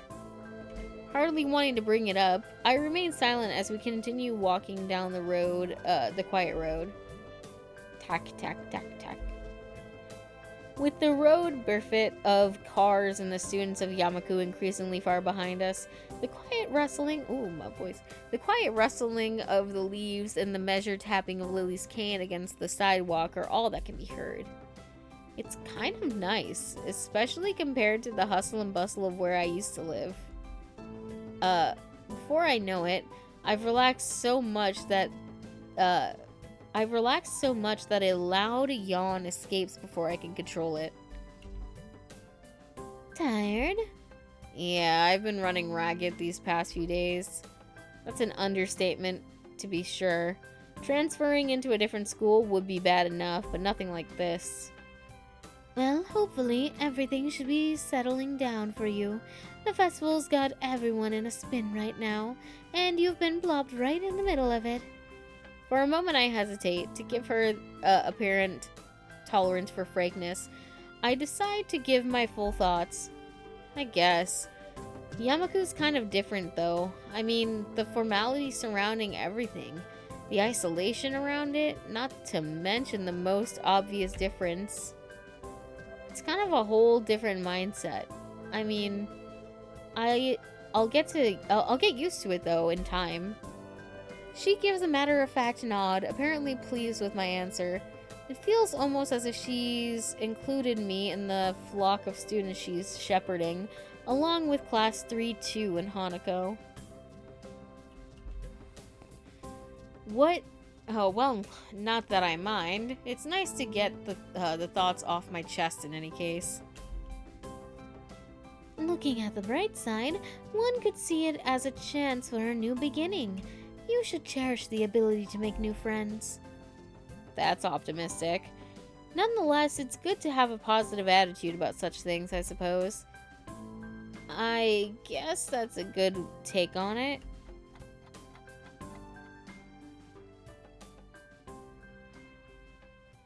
Walking down the road, she seems to become somewhat unsettled. Before I can ask what's on her mind, she seems to collect herself and speaks up about something else. So, where in town are you going? That's actually a pretty good question. I'd come to buy food, but the layout of the place is still totally foreign to me. I had intended to just wander around the area and see what I could find, but with sunset already approaching and nightfall not too far away, that doesn't seem very wise. I'm going to have to ask her for directions. Okay. Again. I was just going to get some food, but now that you mention it, I don't really know the way. Well, now, this is quite lucky. I was just about to go to the convenience store myself. Oh my god, twin. Looks like I'll be in your care again, then. Thanks. Together we walk to the store. My pace is carefully slowed to remain beside her. Compared to my usual walking pace, hers is quite a bit slower. Not that it's without reason.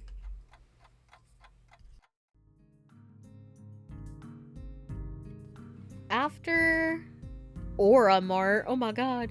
After what couldn't be more than several minutes, I catch sight of our objective. This town really is pretty small. Without further ado, we make our way inside with a greeting from the counter.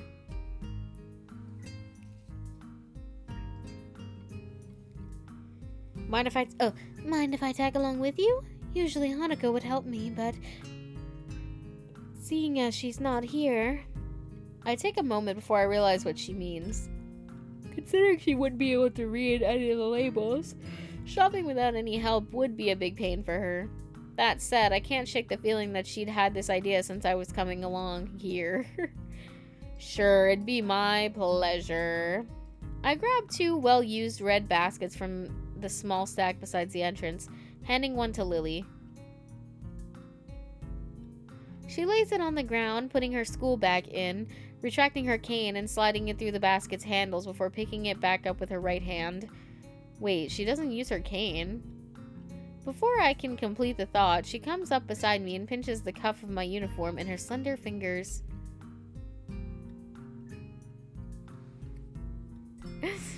Where do y'all do your shopping? Walmart, Target, or a Mart? Listen, I'm glad Hydro is still awake to hear that one. Listen, I was like, dang man, I'm the only one. Dog only got me, myself, and I laughing for real. Is this all right? Sure. I have no reason not to accept. I can think of worse things than shopping with a pretty girl holding on to me, even if it's not out of necessity.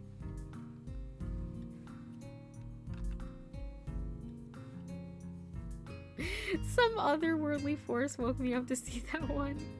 They knew you needed to see the Oramar. Sorry, I'm still here and I was laughing. I'm just a bit distracted. I know you're good. Sorry.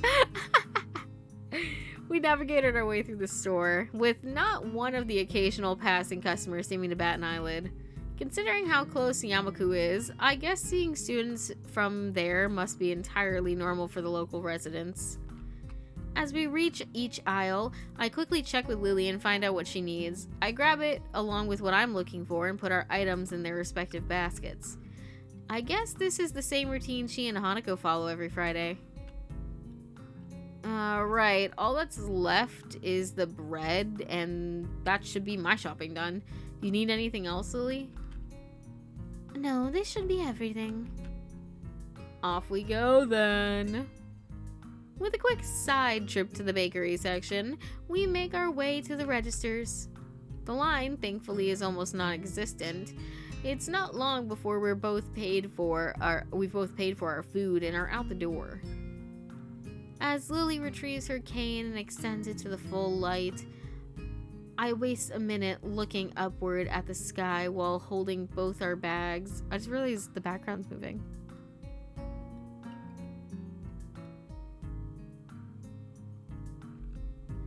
For a moment, I try to make clouds with my breath, but the summer's heat doesn't seem to cooperate. Eventually, she rights herself, taking a quick stretch before taking her bag and leaving me with my two. You tired as well? The festival preparations have been complete chaos. Shizune breathing down my neck doesn't help things either. Hey, she's only trying to get everything organized. Better now than later, right? I suppose.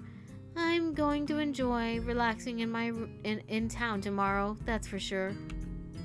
I don't know why I thought that was gonna say in my room. I guess the festival preparations must be taking their toll on both of them.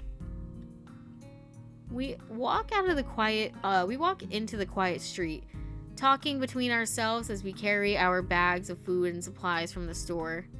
Wait, what's that?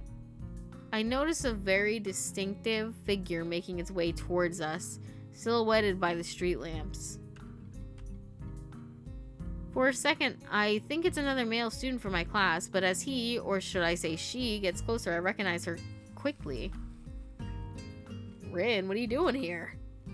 Oh, Rin, what are you doing out here so late?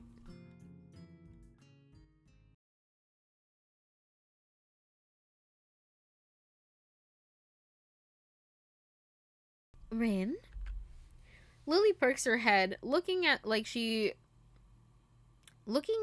trying to focus on listening more keenly. It suddenly comes to me that I should probably interpret the scene for her.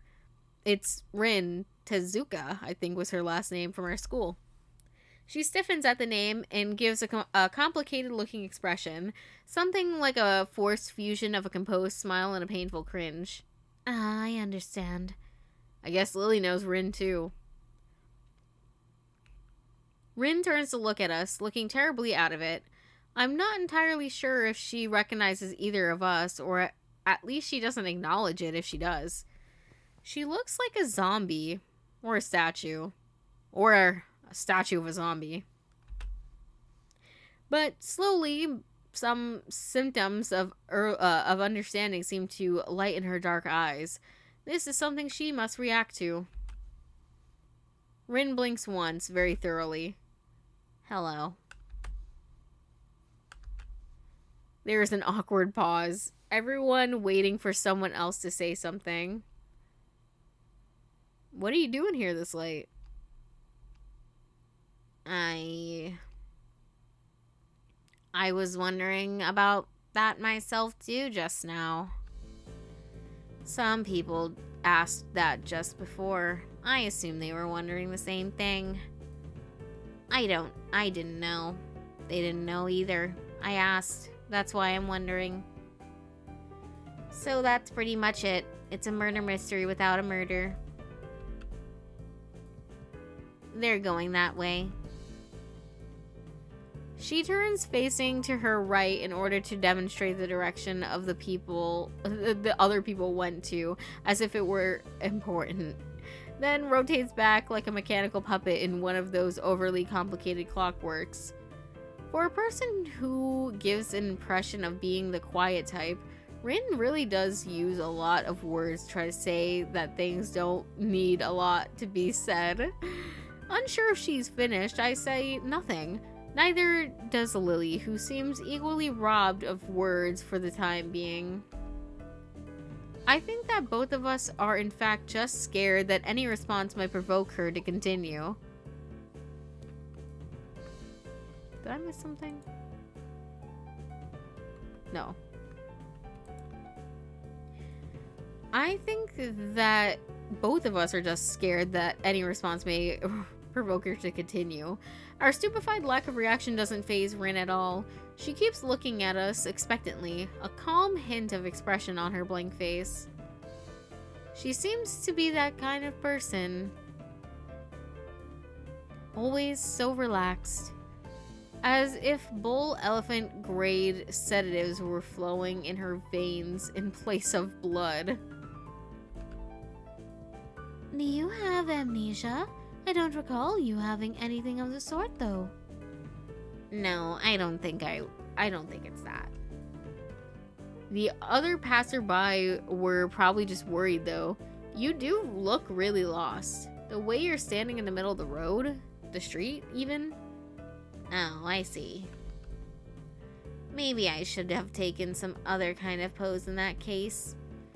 I ponder for a while whether I should chase this angle further or give it up for the sake of my own sanity.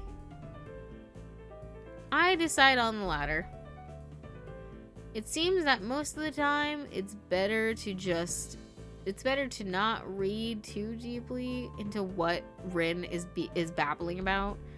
Talking with Rin is like playing chess with a supercomputer who does seemingly completely random moves as if to mock everything you know about the chess. It's like that, except with human interaction. And even if I win, it feels like losing. Damn. It's just like Kenji said. When I win, even when I win, I lose. Is this the power of the girls of Yamaku? I pushed that thought aside as too dangerous to consider further. It's probably just Kenji's anti-female propaganda getting to me during a moment of weakness. Yeah, maybe taking another pose might have worked. So anyway, you have no idea what you're doing here. She frowns, looking extremely displeased at either my question, its consequences, or the answer she's about to give. I do know some idea. I can't really tell what kind of an idea. That sounds like progress, at least. Lily sounds as if she spotted an opening for some kind of discernibly normal conversation. I can't say I share her optimism. Yes, there's definitely some. Definitely. The rest will come later. I'm sure of it. I always have reasons. The ensuing silence kills Lily's hopes all too visibly. They didn't last very long. Poor guy, poor girl. I mean, not poor guy, that would be me, and I'm not doing anything. Rin's, as far as I can tell, unbased assurances aside, what should be done? We could just leave her to her own devices, whatever those are. But it's late, and I don't think we'll be getting any thanks to if Rin is found standing here in the middle of the night, which she probably will, unless she manages to remember what she was doing here in the first place. As for me, trying to guess what might have been going on in her mind when she decided to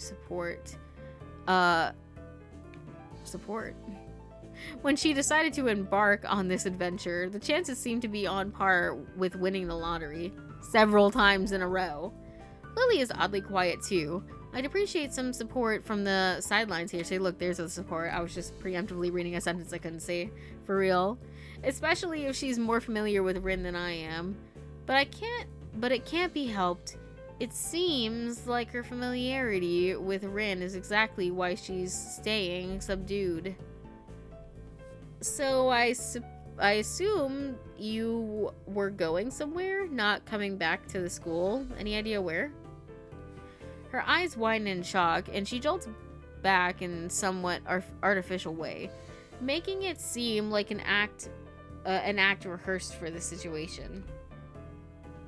Are you a mind reader? Is that your disability? How unique. No, what? Why would you think that? You knew what I was doing. It was just an educated guess. We walked the same street in the other direction, but just before. So to get to the store, if you were going to school, we would have met you on the way. Oh. Like Kenji, Rin appears quick to jump to completely irrational conclusions. Maybe it's something in the water here. I make a mental note to stock up on soft drinks. That is the second time this week someone asked if I was a mind reader. Do I really give off that impression?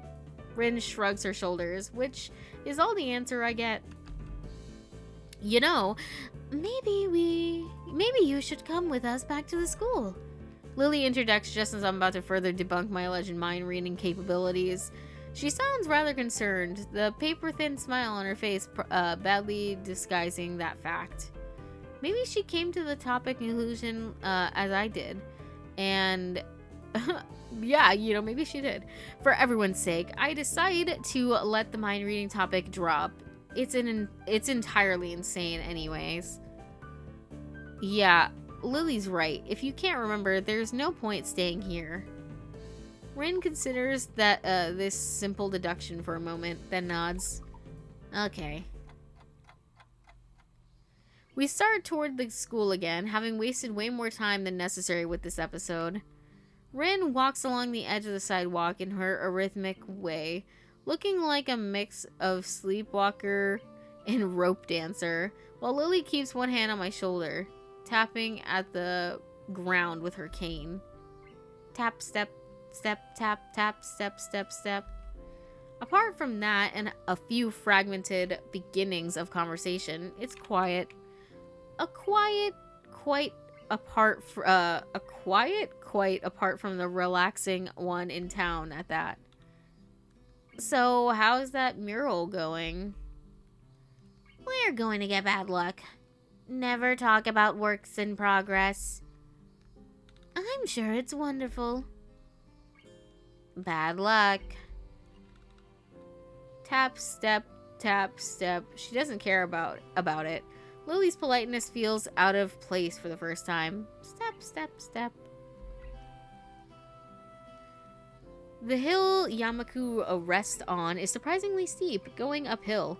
We slow the pace, but I still feel the pulse rising and beneath getting heavier. Breathing getting heavier. Almost there. I can see the gates already. More than that, though, I notice Lily's hand slightly tightens on my shoulder.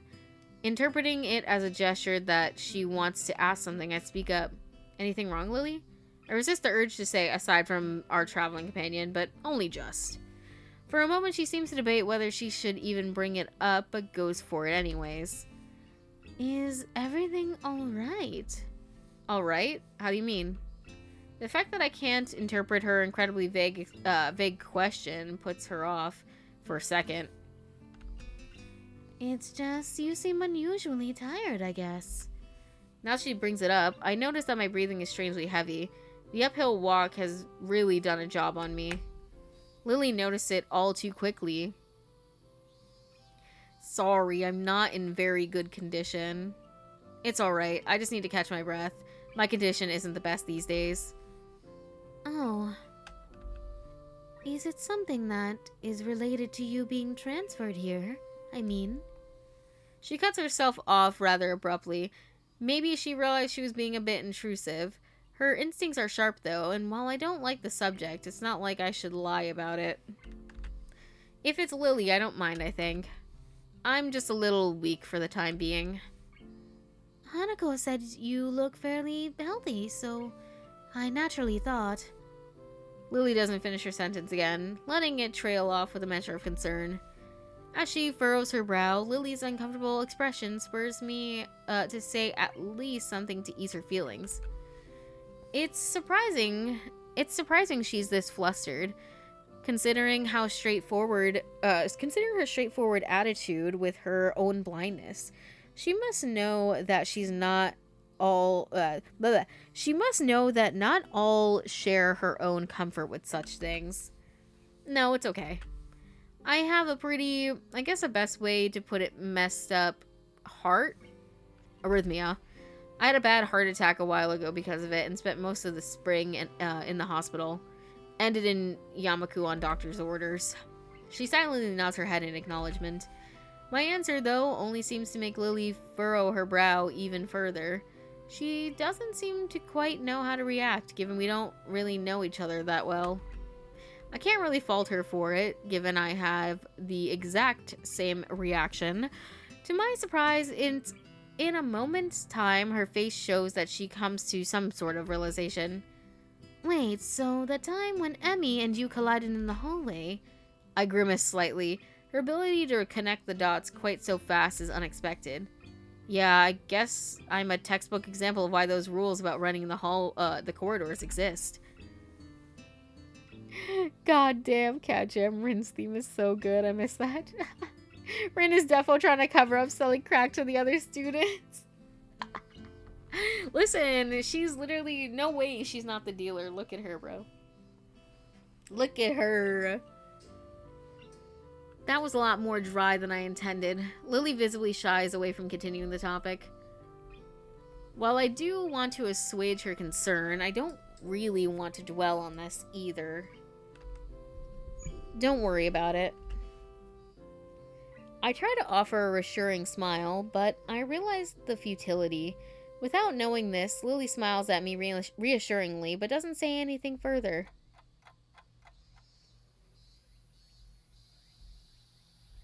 That fucking cicada sound. Classic, bro. Classic. Arriving at the dorms, Rin stops in front of her mural as if lightning struck her. She had been so quiet for almost all of the walk back that I had all but forgotten she was here. It's Friday, isn't it? Yes, Friday the 8th of June. This is bad. Bad? Why? I think I'm going to go in a fetal position and throw up, possibly in reverse order. Is something wrong?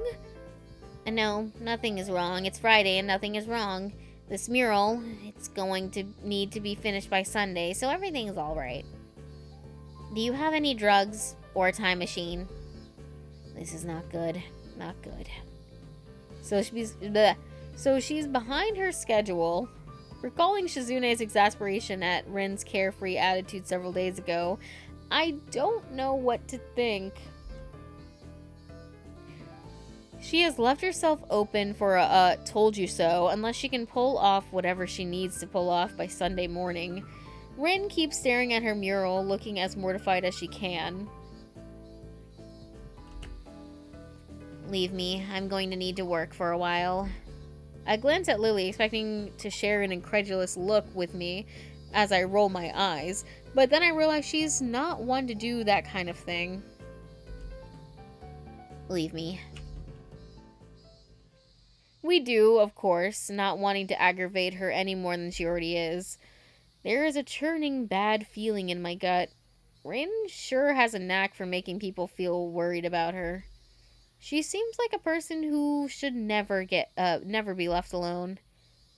Maybe we should call someone? She sounded like she was going into shock or something. I'm sure she'll be just fine. She's just, how to say? Lily cocks her head a little bit, trying to find a polite way of calling Rin crazy without calling her crazy. Unique? Yes, a very unique person. I guess you could say that.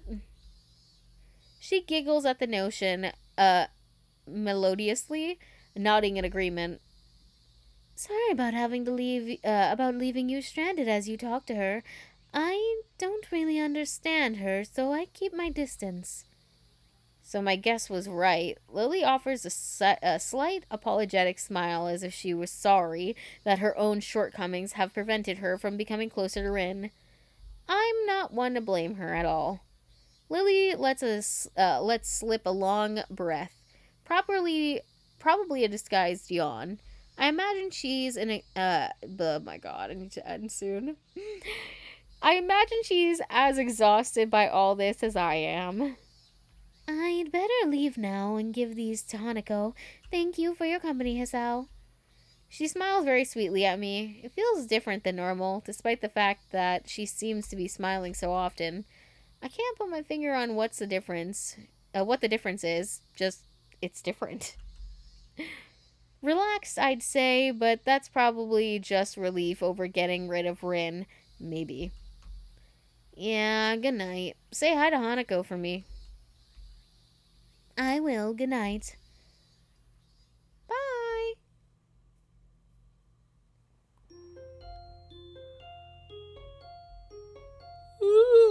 I'm probably gonna end things here. I know it's very early, but I don't know why I'm fucking tired. I don't know why, bro. I don't know why I'm like so tired. Like, I wouldn't normally be tired right now, which is annoying because, like, we haven't really done that much. Let me create new save because we haven't saved in like 8 years. Okay. This is where we're gonna leave things for today. Let me... Oh, I forgot to do the show image during that one fight, but that's fine. Let me go to the main menu. Yeah, that was Katawa Shoujo for today. We're clearly narrowing ourselves down to 3 people. Considering we didn't go for Emmy during that run thing, I think we had to go push ourselves if we wanted her. But potentially, we still could go for Rin if we wanted. I am not sure specifically who I want. I think I might end up going for Lily just because I want to piss Shizune off. So, that's what I think. Right now, I think I want to go for Lily with, like, Hanako or Rin being, like, second.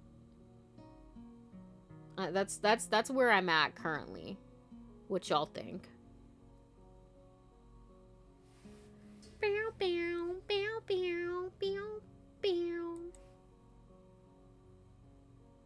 Cinema, ini. Wow, wait, there's actually a lot of stuff.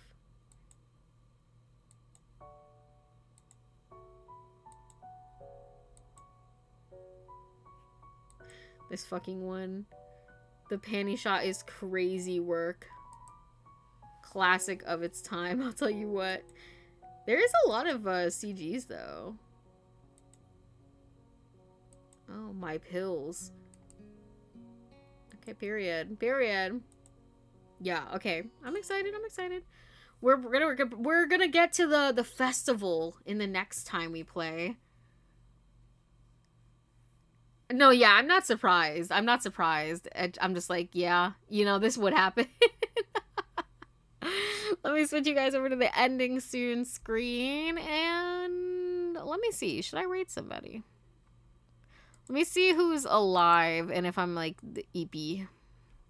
How EP am I? Real 4K.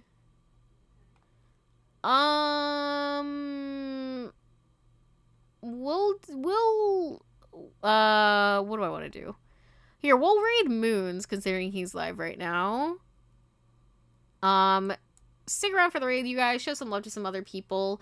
Next stream will be tomorrow, likely with Howtiful Boyfriend, so stick in with the birds.